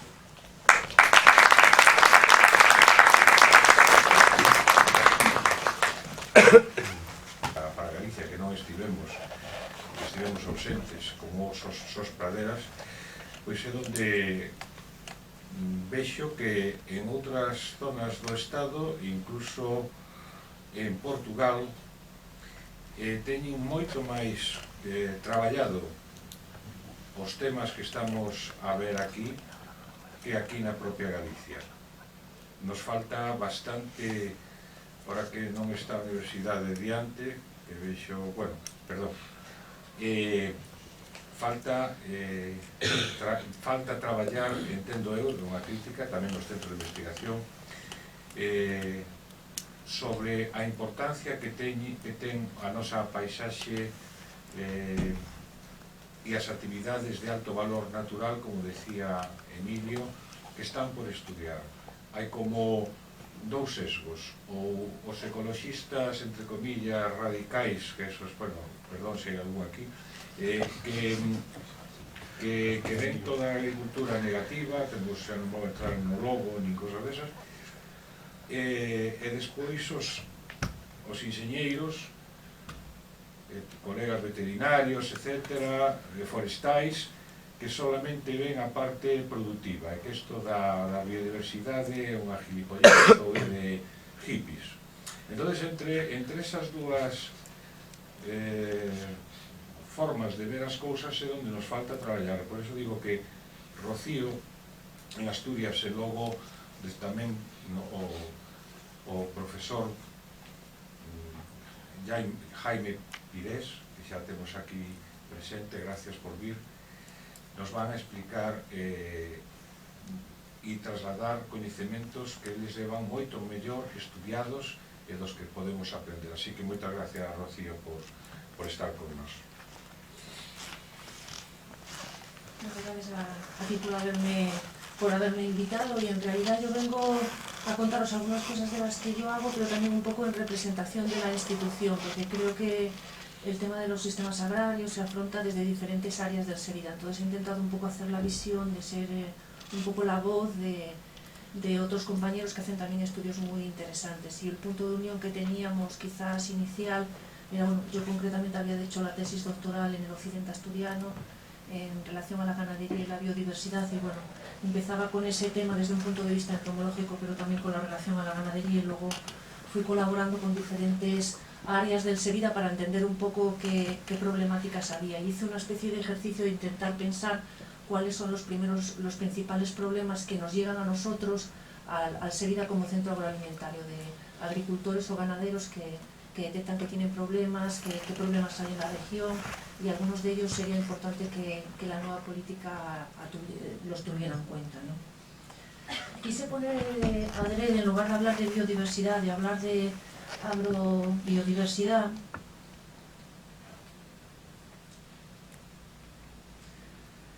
e incluso incluir no solo las consideraciones de aquellas partes de la nueva PAC que eran puramente ambientales, sino aquellas que también tenían que ver con componentes sociales, porque creía que parte de las cosas que nos solían pasar era que había una especie como de división, que lo acaba de mencionar Juan, ¿no?, entre las cuestiones ambientales y puramente sociales o culturales, y creo que van tan sumamente interrelacionadas que nosotros siempre pensábamos desde la perspectiva de la agrobiodiversidad, y como os decía, detectar cuáles eran las necesidades o cuáles eran los problemas que nosotros teníamos ahora, y que muchos de ellos creo que van a ser comunes con los que hay aquí en Galicia, porque tenemos unos comunes aspectos culturales o de propiedad de la tierra, etc. Quise incluir el término agrobiodiversidad, como os decía, porque creía que agrupaba no solo la biodiversidad biológica, la que uno entiende normalmente, que son las especies silvestres, etc., sino también las que tenían que ver con los sistemas agrarios. Y también ese componente de la importancia que tenía el patrimonio genético, sobre todo pensando de cara al futuro, en el que va a ser importante la diversidad silvestre, va a ser muy importante la diversidad doméstica, porque ahí hay mucha información genética que va a ser esencial para afrontar un montón de retos de futuro que no sabemos. Y porque la biodiversidad está en lo que vemos y en lo que no vemos. Y está en los sistemas agrarios, desde el suelo, desde los organismos más simples hasta lo que vemos, las cosas que parece que son más evidentes. Y porque bajo el término agrobiodiversidad se incluían eso que menciono al final, que es el resultado de la interacción medio-ambiente, recursos genéticos y sistemas y prácticas de gestión, y por lo tanto incluye el conocimiento y la cultura local. Justo en la última ponencia comentaban el tema de la recuperación de los setos, etc. Para esa recuperación de setos habrá que recuperar el conocimiento, porque para levantar esos muros y colocar esas piedras y toda esa historia, ya hay mucha gente que sabe cómo hacerlo, que lo hizo toda la vida. Y eso, esa recuperación de esos setos, amparándonos en ese conocimiento previo, nos va a ayudar a recuperar también parte de esas especies en peligro, etc. De manera que creía que biodiversidad y conocimiento y cultura están muy estrechamente relacionados. Me parece difícil abordar uno sin ahora el otro. Y no abordar al hombre dentro de este sistema físico, pues es también fallar, como creo que ha sido parte del fallo de las políticas anteriores, de esta especie de compartimentación que ha hecho que fracasen muchas buenas ideas y que muchas de las propuestas que vamos a hacer en las nuevas PACs estaban ya reflejadas a lo mejor en la anterior, pero había estos fallos de conexiones entre las partes sociales y culturales, ¿no? Además, en la cuestión de la agrobiodiversidad o de la diversidad, yo la pensaba también que, como os decía, que operaba como a diferentes escalas, desde lo que vemos, desde las cosas más pequeñas hasta la parcela o hasta contextos mucho más amplios. Y de hecho decimos que nos vamos a reunir aquí, la gente del norte, que tenemos ese contexto, porque queremos saltar de escala, de las simples parcelas a cuestiones más regionales, a cuestiones que sean pues, de límites entre provincias, que tenemos esa especie de historia previa común y de condiciones medioambientales. Así que la agrobiodiversidad será la más pequeña y toda la más grande que nosotros queramos hacer, ¿no? Esta PAC Europa toda, o bien que nosotros digamos, bueno, como da esta posibilidad de hacer medidas para lugares muy concretos, vamos a ver si aprovechamos la nueva PAC para que atienda a esta realidad de nuestra escala, que sería en este caso, digamos, pues Asturias, Galicia, Norte, porque entendemos que tenemos un contexto, ¿no? Que podemos saltar en el espacio todo lo que queremos, desde lo más pequeño hasta lo que queramos más grande, y eso engloba todo diferentes tipos de agrobiodiversidad, ¿no? El tema de la escala también es importante sobre las medidas que vayamos a abordar. Hay algunas medidas que tienen que ver, por ejemplo, con la contaminación de los suelos o con algunas cuestiones que son muy locales, pero hay otros problemas graves que tendrá que afrontar la PAC, como puede ser el caso de las plagas, que saltan nuevamente de escala espacial. El problema de la avispa velutina o otras plagas que hemos tenido es que no ha habido una coordinación entre zonas, entonces de repente se dispara en el espacio y a lo mejor que no se hizo afrontar cuestiones comunes, ¿no? Pues de toda la región del norte, etc. Entonces es una cuestión espacial en ese sentido, ¿no? Y es una cuestión también temporal, ¿no? Decimos que se extinguen especies que han tardado muchísimo tiempo por evolución en surgir, ¿no? Pero luego también hay procesos muy rápidos. Esto que os decía de dispararse las plagas es un proceso bastante rápido, ¿no?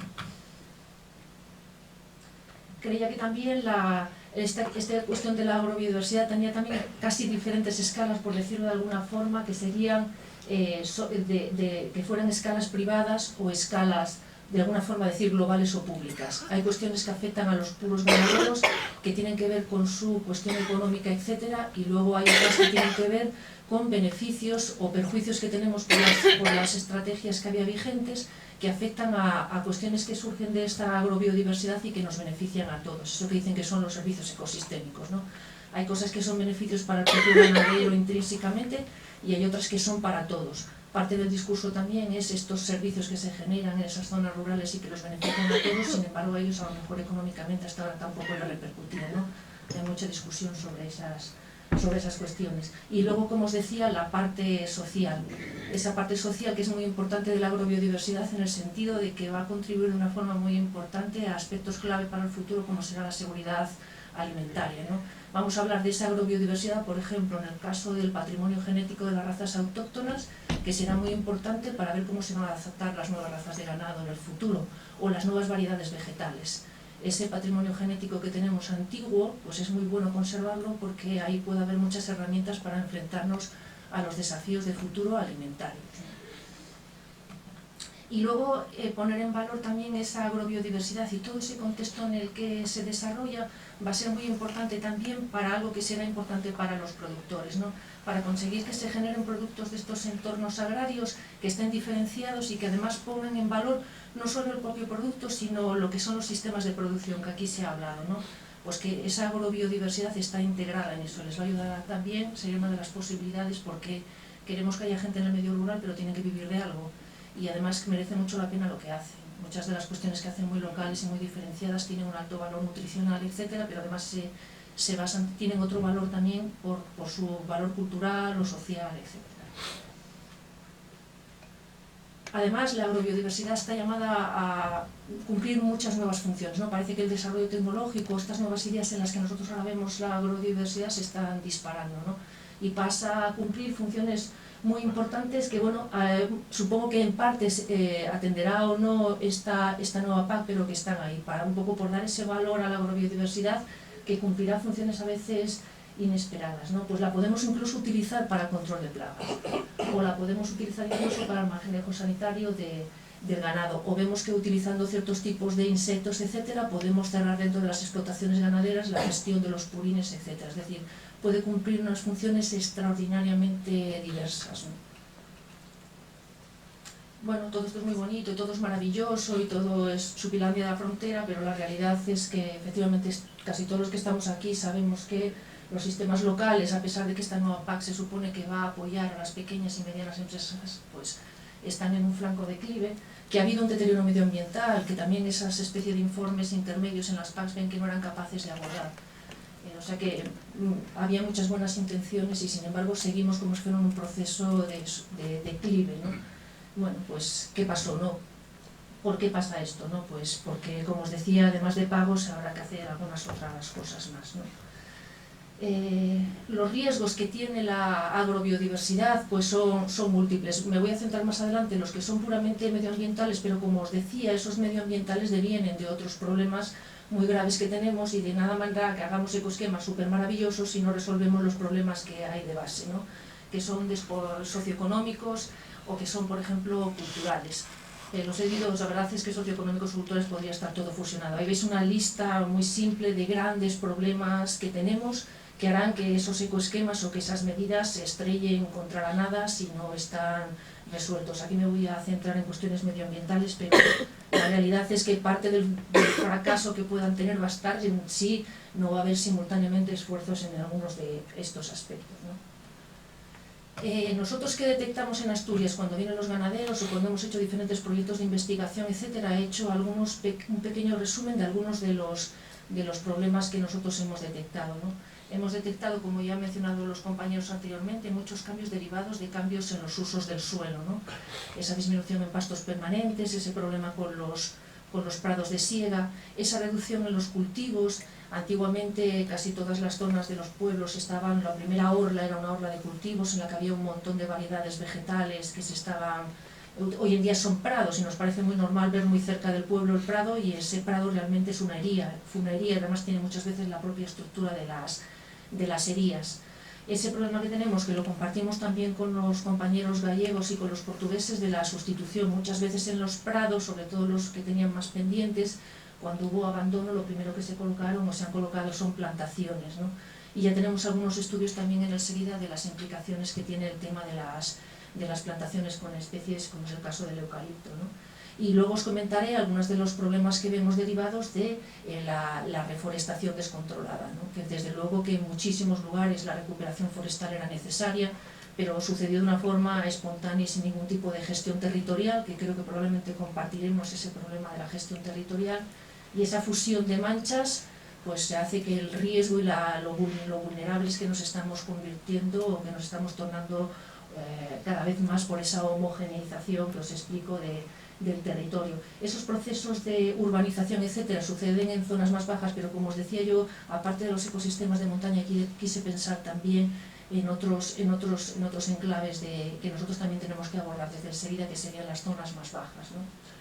Esa homogeneización en general del territorio es, como os decía, la que nos hace más vulnerables y la que ha disminuido esa diversidad del paisaje. Y la homogeneización la asociamos casi siempre con dos problemas que también vamos a compartir con vosotros, que es el problema de los incendios y de las plagas, animales y vegetales. La verdad es que en el centro, últimamente, con un mogollón de frecuencia, recibimos la preocupación de los productores. Luego os voy a hacer un pequeño repaso de algunas de las plagas y nosotros somos 2 entomólogos en el SEGIDA y la verdad es que haría falta un equipo enorme de gente para poder dar respuesta a un montón de plagas y las que nos quedan por llegar, porque compartimos también con vosotros unas condiciones climáticas muy suaves, esa conectividad de muchas superficies, etcétera, que hace que cualquier cosa que viene, hasta que se asienta o hasta que podemos hacer algo con ella, da muchísimos problemas. Y creo que con el trasiego de personas y de productos que hay hoy en día, que viene cualquier cosa de cualquier parte del mundo, pues la probabilidad de que estemos expuestos al tema de las plagas no va a hacer, creo que nada más que aumentar.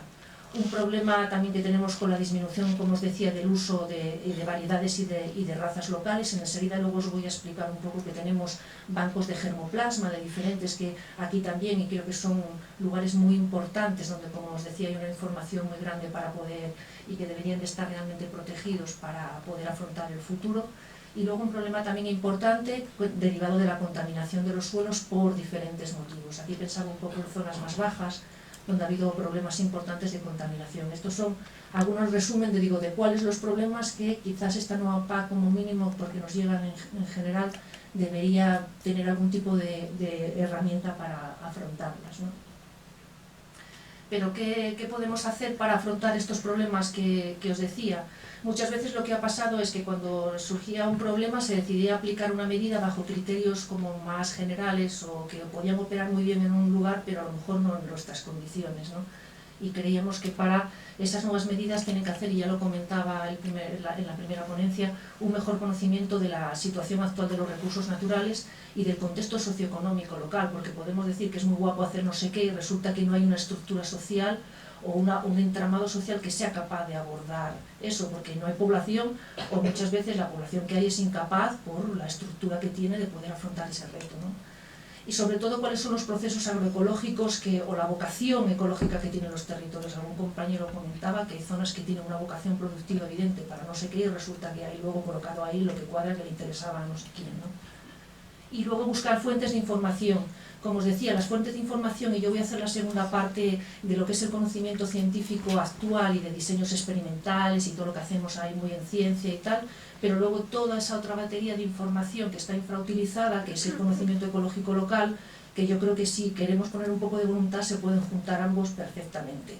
Y podemos utilizar, como os decía, todo ese conocimiento de cómo hay que recuperar los muros, y detrás va a haber estudios científicos fenomenales para ver cómo podemos hacer la estrategia de recuperar unas especies. No creo que sea incompatible una cosa con la otra para nada, ¿no? Y sobre todo entender que a veces cuando hay que hacer revisiones de estrategias o tal, todo el mundo se echa la mano a la cabeza y es que las cosas cambian y está bien que haya revisiones y ojalá las haya con cierta frecuencia y no tengamos que ponernos logos, porque los ecosistemas son dinámicos y a lo mejor lo que vale para hoy no vale para dentro de 20 años, porque el escenario ya es otro. Ojalá que sea mejor y tengamos que pensar, pues todavía lo vamos a hacer aún mejor, ¿no? Pero hay que hacer revisiones, porque los ecosistemas son dinámicos, porque la socioeconomía cambia, porque la situación en 10 años ha cambiado un montón y va a necesitar nuevas. O sea, que hagamos nuevas revisiones de la PAC o de los PDRs o de lo que sea, me parece que es sano y que hay que hacerlo y que no hay que ponerse dramáticos. Es dramática la situación y es dramático pensar que no ha funcionado y que sistemáticamente lo que estamos haciendo es constatar que han fracasado y que a ver si lo podemos hacer mejor, ¿no? Como os decía y os comentaba al principio, otra de las cuestiones importantes para que eso que queramos implementar funcionara es que hubiera una gestión territorial a diferentes escalas y que hubiera equipos multidisciplinares. Nosotros, por lo menos en Asturias, sabemos que muchas veces las decisiones se toman por equipos muy poco multidisciplinares y parte del estrelle de las cosas tiene que ver con esto. Equipos que no sean multidisciplinares y sensibilidades que sean completamente contrapuestas, pues no parece que vayamos a ir muy lejos a ningún lado con las propuestas que vayamos a hacer, ¿no? Y tiene que haber coordinación ya y entre administraciones y dentro de la propia administración, porque otra cosa que nos suele pasar es que se llevan todos a tiros y lo que le parece fenomenal a uno le parece mucho menos fenomenal a los demás, ¿no? Y lo que nos requieren y nos comentan constantemente los agricultores y los ganaderos es que están hasta la coronilla de que los manden a reuniones de supuestos procesos participativos que son una farsa y que ya dicen que pasan de ir a los sitios porque se toman como si fueran tontos y que muchas veces son a posteriori, se hace la historia y luego les mandan a los procesos participativos y nos mandan a veces a la porra y con razón, porque ya están un poco hasta la coronilla. Bueno, pues que fueran procesos participativos realmente realistas, ¿no? Y que se apoye verdaderamente a los sistemas de producción locales, ¿no? Pues nos llenamos la boca, pero luego no hay, luego se apoyan muchas otras cosas y tiene que haber un apoyo directo a los sistemas, a los productores, a los productos y aquí me faltó decir, y a los sistemas de producción, porque el sistema de producción quiere aglutinar el producto, el conocimiento, el medio, por eso me gusta mucho el término de sistema de producción, ¿no? Porque los aglutina a todos.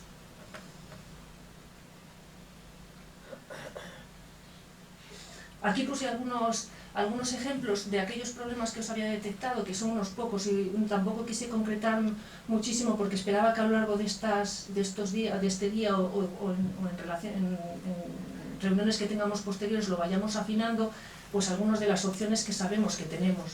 Algunas las conocemos y tenemos, luego os explicaré si tenemos datos o no tenemos datos para decir, pues aquí habría que poner pastoreo, ya, pero alguien ha hecho algún estudio para saber, bueno, pues hay información por ahí desperdigada que a lo mejor hay que recuperar para saber si eso vale o no vale, ¿no? pues parece que sí, lo que no queremos es perder los mosaicos de montaña, habrá que hacer algo, ¿no? Y en algunas zonas con unas pendientes, unas altitudes y unas tal, pues lo más lógico será tener sistemas correctamente adaptados a los lugares que interviene el pastoreo, ¿no? Hablar de pastoreo de ganado es muy genérico, porque el ganado es como, ¿ganado de qué? Las especies son muy distintas, no tiene nada que ver manejar vacuno con ovino, con caprino o con equino. Son especies completamente diferentes en su selección de dieta y en su comportamiento en pastoreo. Entonces, meter ganado a lo loco no. Depende de los tipos de vegetación, será interesante meter una especie u otra, o a veces combinaciones de especies. Hay estudios a ese respecto. Si tenemos zonas dominadas por brezales o por tojales y queremos recuperarlas o dependiendo de nuestro objetivo, hay información y evidencia ya sobre qué es lo que es más idóneo. Muchas veces también el conocimiento de qué era lo que hacían las comunidades locales y donde metían también a los animales nos puede decir de los puertos donde puede ser más idóneo meter unas especies u otras, ¿no? El problema que os decía que teníamos con los fuegos o con el tema del establecimiento de las plagas, creo que en nuestra zona van a ser estrategias que nos permitan volver otra vez a separar estas masas continuas de lo que sea, porque la homogeneización del territorio es la que nos va a hacer vulnerables. Una masa continua de lo que sea, de bosque, de un sembrado, de lo que sea, eso es un riesgo. Lo que podamos hacer para recuperar los mosaicos que teníamos será lo que nos hará más fuertes y permitirá que si surge una plaga o si surge cualquier cosa, será lo que hará que haya más hábitats diferentes que alberguen una mayor biodiversidad de especies silvestres, etc. Un aspecto que también lo comenté con ellos y les dije que iba a venir a los apicultores, que muchas veces a lo mejor están un poco valorados y en Asturias hay un buen número de asociaciones de pequeños apicultores que también en el tema ganadero, que muchas veces los sistemas de producción animal se olvida que ellos también juegan un papel y que además tienen mucha sensibilidad en la conservación medioambiental, pues creo que sí que cuando se hagan las medidas que apoyen a los pequeños apicultores, porque luego muchas financiaciones nacionales resulta que hay que ser un apicultor que tenga no sé cuántas 6.000 colmenas, al final no son realistas, que apoyen realmente a los pequeños apicultores o a aquellas explotaciones que incluyen en parte de sus sistemas productivos pues el desarrollo apícola, que es parte de lo que estábamos hablando, que es una de las aspiraciones de la nueva PAC, ¿no? Que estas explotaciones sean multifuncionales, que era lo que fueron toda la vida, porque en toda la vida había huertos, todo el mundo tenía la parte apícola para la miel y para pagar los impuestos a los curas a través de la cera, y en parte recuperar desde luego que con una visión actualizada esos caracteres multifuncionales, que era como fueron las explotaciones tradicionales, que fueron siempre multifuncionales. Había una parte de cerealista para el consumo y había otra parte de producción animal, había una parte de fruticultura, etcétera. Por la tarde os van a contextualizar mejor eso en el espacio. Yo creo que va a estar muy bien la charla que va a venir por la tarde, porque se va a colocar cada uno de esos sistemas en el espacio, de cómo han sido los pueblos de Asturias y creo que de Galicia, y dónde se colocaba cada una de esas actividades. Porque cuando vayamos a decir que tenemos que apoyar tal, eso está contextualizado en el espacio y en el tiempo, y en la charla de la tarde os lo van a explicar. En fin, aquí hay una serie de ideas que yo pensaba que tienen que abordarse de alguna manera mediante esquemas o mediante agroambientales o lo que sea, que muchas de ellas creo que ya estaban incorporadas, de hecho, incluso en las propuestas anteriores, y que pues habrá que volver a recordarlo, hacer más fuerza, etc. Y algunas seguramente novedosas. Para mí, por ejemplo, el problema de las enfermedades y el problema de las plagas nos llevan muchísimo al Serida, y la comunidad rural lo interpreta como algo para ellos muy preocupante, ¿no? Y nosotros, que tenemos que hacer mucha investigación, también somos muy sensibles a la alarma social. Entonces muchas veces saltan esto en la prensa y tal, y se montan unos cirios tremendos de cosas muy visibles, como es el caso de la avispa asiática, y de cosas que no son tan visibles, como es el problema, lo hablábamos, de la avispilla, pues que es un problema muy grave también de las masas de castaño y que hay que acometer de alguna manera, ¿no? Algunas cuestiones, por ejemplo, de la mejora de la calidad de los suelos también me parece que son importantes. Luego os voy a explicar que algunos compañeros también están haciendo investigaciones de cómo poder hacer, porque sí que es verdad que lo del suelo me gustaría que quedara claro, porque mogollón de las cosas que luego queramos hacer, el suelo es la clave. Y si hay contaminación de suelos, problemas con los suelos, etcétera, todo lo que se asiente sobre esos suelos dañados, pues va a tener problemas. Entonces sí que es verdad que creo que de la forma en la que los expertos entiendan que sea mejor, creo que el suelo es algo a tener muy en cuenta en la futura PAC, porque es la clave de muchísimos procesos, ¿no?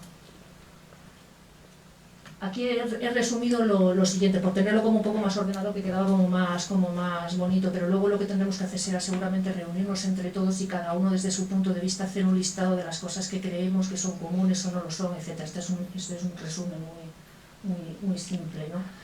Ahora voy a hacer la segunda parte de conocimiento. ¿Qué conocimiento hay? Porque sí que es verdad que decíamos, se hacen muchas cosas y muchas veces ni siquiera sabemos qué es lo que se ha hecho o no. Ya la verdad es que hay estos últimos años bastantes avances sobre ese conocimiento que podríamos utilizar para poder justificar esas medidas o esos ecoesquemas o lo que fuera, ¿no? Este es un ejemplo de un grupo que se creó, es el grupo de trabajo de los pastos de montaña del norte peninsular, y se quedó muy parado por diferentes cuestiones personales, etcétera, y parece que vuelve otra vez a renacer. Y os lo quería traer a colación y avisaros a los colegas del País Vasco de que os lo iba a dar a conocer en esta reunión, porque aquí se hizo un esfuerzo de recopilar la bibliografía científica que había en torno a los pastos de montaña. Y nos pidieron a los investigadores, que éramos unos 50 de unas 20 instituciones, que cada uno lo hizo como pudo, más o menos, que cogiéramos nuestras publicaciones científicas y las metiéramos en una base de datos. Y en esa base de datos la hicimos, por ejemplo, para vacuno, para ovino, para equino, para caprino, para diferentes tipos de vegetación, como con diferentes tipos de filtros, para que si alguien quería buscar información de pastos de montaña en alguno de estos aspectos que veis aquí, de tipos de vegetación y tal, pudiera ver qué publicaciones científicas para el norte de España había en torno a esa temática. Este me parece que era un proyecto interesante y a ver si ahora le damos otro empuje importante. Los compañeros sobre todo aquí lo que hicimos fue empezar a detectar lagunas de conocimiento, de cuáles había, por ejemplo, de tipos de vegetación de las que había muy pocos estudios, o de qué especies animales había menos estudios, etc. Hicimos como una especie de primera prospección de qué era lo que sabíamos y qué era lo que sería interesante ir profundizando, ¿no? Y los compañeros de HASI, luego se lo pasaría a Juan por si alguien le quieren subirlo a la página web no tardando mucho de su institución, y ahí donde veis podéis clicar, esto es una cosa todavía preliminar, y podéis calcar en cada uno de esos apartados y ver las publicaciones científicas, un resumen, habrá palabras clave, etcétera, para ver un poco qué información científica había a este respecto, ¿no? Yo creo que esto a lo mejor puede ser interesante, por lo que os decía, si tenemos que proponer pastoreo, pues bueno, ¿pastoreo de qué? Porque va a depender y en qué carga y en qué condiciones. Bueno, pues este fue un primer esfuerzo que se intentó hacer de recopilar no solo trabajos científicos en inglés ni nada, sino informes sobre mucha otra documentación que está por ahí perdida y que a veces es buenísima.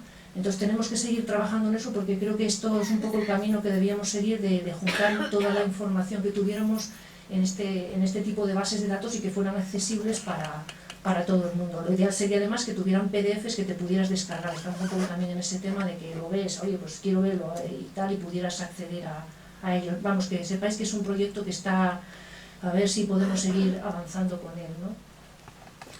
Esta cuestión relativa al conocimiento, ya centrándome en el seguir, aquí intenté hacer una especie de esfuerzo mental para pensar hasta qué punto desde mi institución y cada una de esas barras representa una de las áreas o de los programas del SERIDA se afrontaba o se afronta el tema de la agrobiodiversidad, ¿no?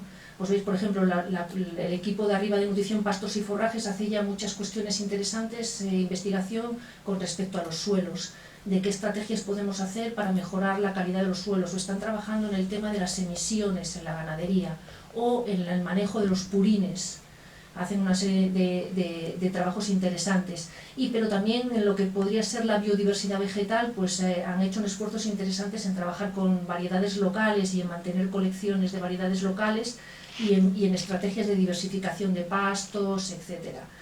Pero también han trabajado, hay una persona, de hecho un veterinario, que está haciendo labores que tienen que ver con la recuperación del gocho asturcelta, o por ejemplo estudios de lo que es la biodiversidad del suelo, porque cada vez que han hecho estos últimos años propuestas de cómo van a hacer nuevos manejos ganaderos, miran qué es lo que pasa en los suelos con respecto a la fauna o a la biodiversidad de esos suelos. En el caso de los sistemas de producción animal, arriba serían los de verde, serían los de la leche, y los de marrón, los de la carne, ¿no? Pues desde la carne se ha trabajado en la composición de cómo, manejando diferentes especies de ganado cambia la composición de las comunidades vegetales. Porque si al mismo prado le meto equino, o le meto vacuno, o le meto ovino, o le meto caprino, las comunidades vegetales van a ir evolucionando hacia otras distintas y tendrá que ver en gran medida con la selección de dieta que tenga el ganado, porque prefieren comer unas cosas u otras, y no todas las especies quieren comer lo mismo ni se comportan de la misma manera. Y en este caso, en sistemas de producción animal, los estudios solían ir acompañados de estudios de qué pasa con la fauna. Yo, como era la de los bichos, en muchos de los ensayos en los que se hicieron manipulaciones con el ganado, yo miraba si la fauna de insectos o de arañas cambiaba con los diferentes manejos que hacíamos para ver si metiendo caprino era mejor que ovino o no, dependiendo de qué tipo de vegetación. O sea, había un tojal y metíamos caprino, ¿qué pasaba? Si metíamos ovino, ¿qué pasaba? Si metíamos equino, ¿qué pasaba? Si metíamos vacuno, si los combinábamos, porque la dinámica vegetal puede ser muy, muy distinta, ¿no? Y aquí veis, en fin, simplemente para daros un poco a entender que la parte de la agrobiodiversidad y el conocimiento se afrontan enseguida humildemente y muchas veces más con buena voluntad que con presupuestos potentes en diferentes áreas. Y que, un poco volviendo al principio, muchas de las veces cuando nos pensamos en la biodiversidad vegetal tenemos que ir inevitablemente al animal, porque la fauna asociada, etcétera, porque no concebíamos que solamente nos ocupáramos de producción o que solamente nos ocupáramos de vegetación, sino que hemos intentado ir un poco más allá y ver un poco el sistema en su conjunto, ¿no? Yo he trabajado con casi todas las áreas, he trabajado con fruticultura en algunos ensayos relacionados con el tema de las pomaradas o con el tema de plaga, de insectos como los polinizadores u otros insectos que pueden ser vectores de enfermedades, porque algunos a veces son maravillosos para unas cosas, pero otras veces pueden ser vectores de enfermedades. He trabajado con los compañeros de patología vegetal por lo mismo, porque los insectos a veces pueden ser vectores de enfermedades. Estoy trabajando ahora con un compañero de genética vegetal y luego os lo contaré, por una plaga que ha aparecido que afecta a la fava de la granja, y la fava asturiana pues ha aumentado la producción en Asturias y están preocupados los productores porque estos últimos años hay cada vez más daños y creemos que hemos identificado al culpable. Entonces habrá que ver luego qué es lo que hacemos, porque era una producción creciente y es un producto muy interesante y muy vinculado a la región, ¿no? ¿Qué más evidencia? Y un poco, no quiero robar protagonismo porque nos va a explicar Laura esos estudios tan bonitos que han hecho sobre el tema de los prados de siega. Y aquí voy a poner prados de siega o de diente como ejemplo de que cuando decimos que es preocupante la disminución de los prados o el aumento de la cobertura del matorral o lo que sea, no es una acción intuitiva, sino que lo hemos calculado. Hemos desarrollado ciertos proyectos y aquí lo que veis es cada uno de esos colores que hay, que si es verde o amarillo o azul, sabemos qué superficie corresponde, qué forma tiene, y lo hemos medido en diferentes periodos. Sabemos si esos prados han aumentado o han disminuido, si ha cambiado o no su forma, si se han fusionado o no. Es decir, si decimos que estamos preocupados porque en ciertas zonas ha habido una disminución de ciertos tipos de coberturas, no estamos especulando. Ojalá hubiéramos podido hacerlo en más zonas, pero en un buen número de ellas sabemos que esos procesos han ocurrido. Y hemos hecho labor detrás de estudio, por ejemplo, de la estructura de la población o de la composición de la cabaña ganadera, y hemos visto relaciones muchas veces con la política agraria comunitaria.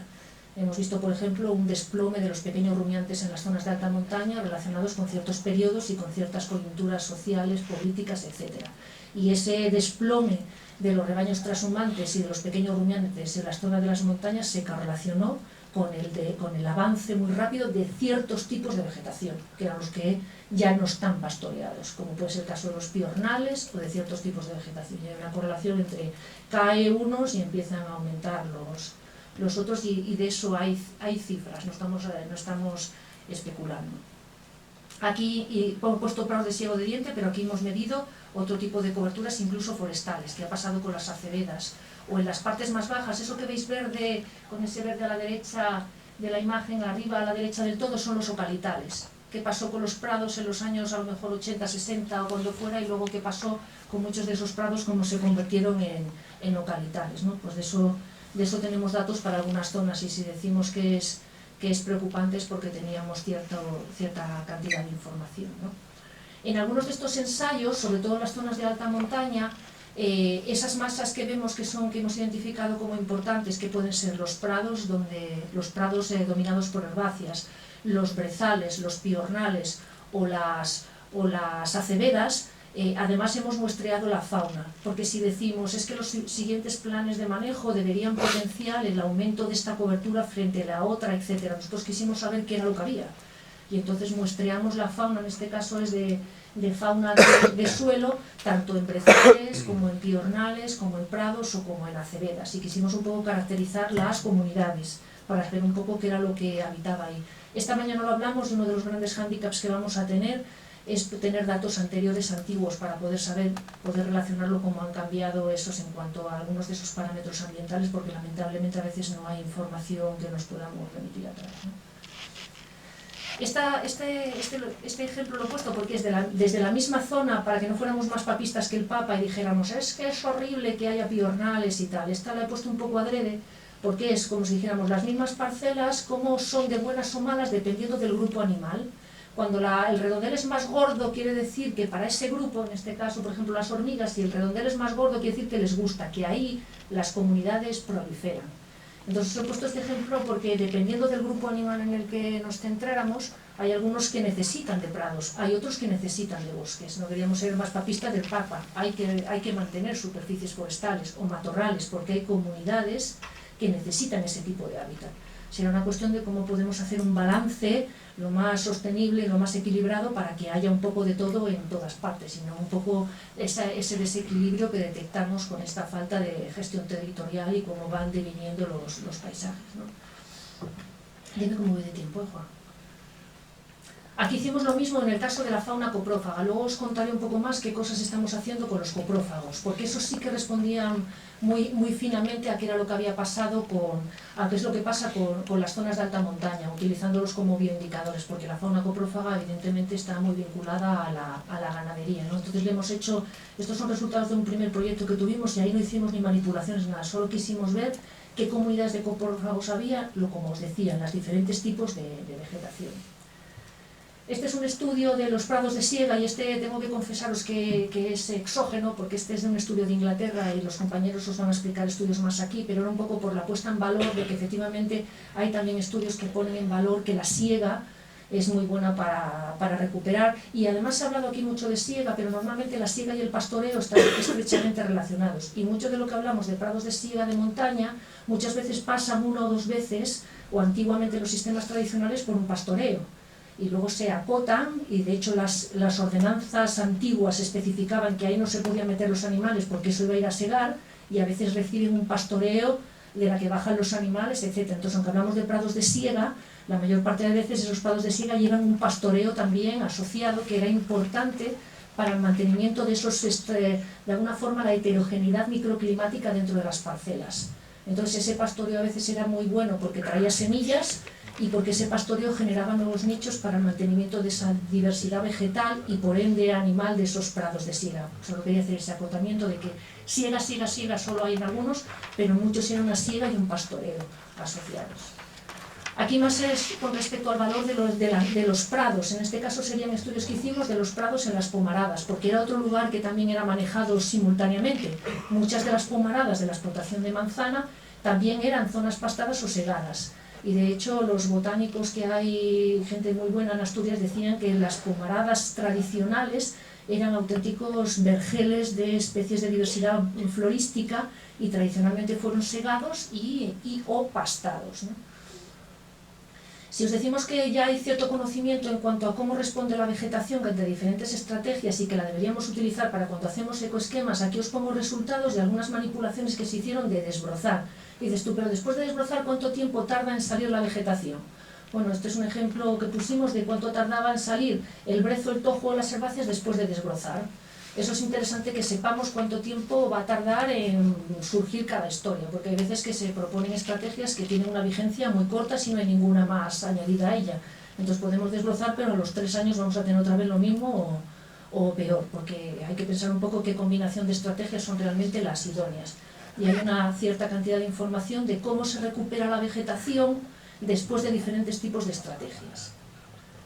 Aquí estos son ejemplos de que se hicieron, cada vez había más pastoreo con equino, y cada vez lo hay más porque la gente abandona el vacuno. Entonces hicimos algunos estudios de pastoreo con equino en diferentes tipos de vegetación, la misma carga, la misma especie, todo lo mismo, pero en diferentes tipos de vegetación. Porque si luego decimos, el equino es eso, no, bueno, depende. A veces es maravilloso y otras veces es una herramienta súper errónea. En algunos tipos de vegetación, por ejemplo, el pastoreo con equino hacía que proliferara, aquí están los lepidopterólogos, Gentiana pneumoniae, que no es cualquier cosa, que está bastante vinculada a ciertos tipos de mariposas. Bueno, pues el equino puede ser un desastre o puede ser una buena idea dependiendo de si somos capaces de integrarlo donde tiene que estar, ¿no? El problema de los incendios es un poco lo mismo. Aquí veis otro ensayo, lo que hicimos fue una quema experimental y luego aquí veis que tienen diferentes colores las parcelas de arriba porque en unas pusimos ovino y en otras pusimos caprino. Le pegas fuego y luego depende de lo que metas. No es lo mismo que luego se meta vacuno, que luego se meta equino, que luego se meta caprino, porque la vegetación va a derivar hacia cosas muy distintas. Las fotos que veis donde pone caprino y ovino, que no sé si se ven bien, es la misma zona que se quemó, en la derecha se metió ovino y en la de la izquierda se metió caprino. Fijaros cómo con el paso de los años se generan dos comunidades completamente diferentes. De lo de ganado, bueno, ¿qué ganado? Depende de qué ganado y en qué condiciones, y hay una cierta cantidad de información para estas superficies sensibles a, por ejemplo, el tema de los incendios forestales. Aquí más iniciativas en torno al manejo en relación también con el fuego y cómo podía tener diferentes utilidades para los sistemas ganaderos, y era la utilización incluso de los propios cortafuegos como zonas de pastoreo. Si podía o no tener viabilidad, eso se hicieron algunos ensayos también, porque los animales de hecho que pastaban estas zonas de alguna forma disminuían un poco la presión sobre los matorrales anejos, que puede ser bueno o malo, habrá que ver la combinación de especies, porque tendían evidentemente a estar más tiempo pastando ese prado mejorado que se había puesto en el cortafuegos.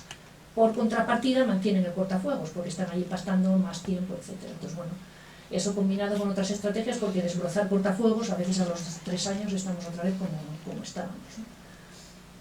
Aquí es un pequeño resumen de algunos del tema que os decía de las plagas, que devienen un poco de todo esto que hablábamos antes, ¿no? De la homogeneización del territorio y de los susceptibles que estamos. Aquí son unas de las pocas plagas, y a veces que saltan a la prensa, y que a veces, por ejemplo, el caso de la mosca Drosophila Suzuki era un caso muy sensible, porque los pequeños productores, los de pequeños frutos, ya están en unas condiciones muy difíciles de emprender, y cuando hay daños de Drosophila Suzuki suelen ser daños muy importantes. O sea, no es como hace un 20% de la producción, no, si cae Drosophila Suzuki sobre una parcela genera un porcentaje de daños muy grande.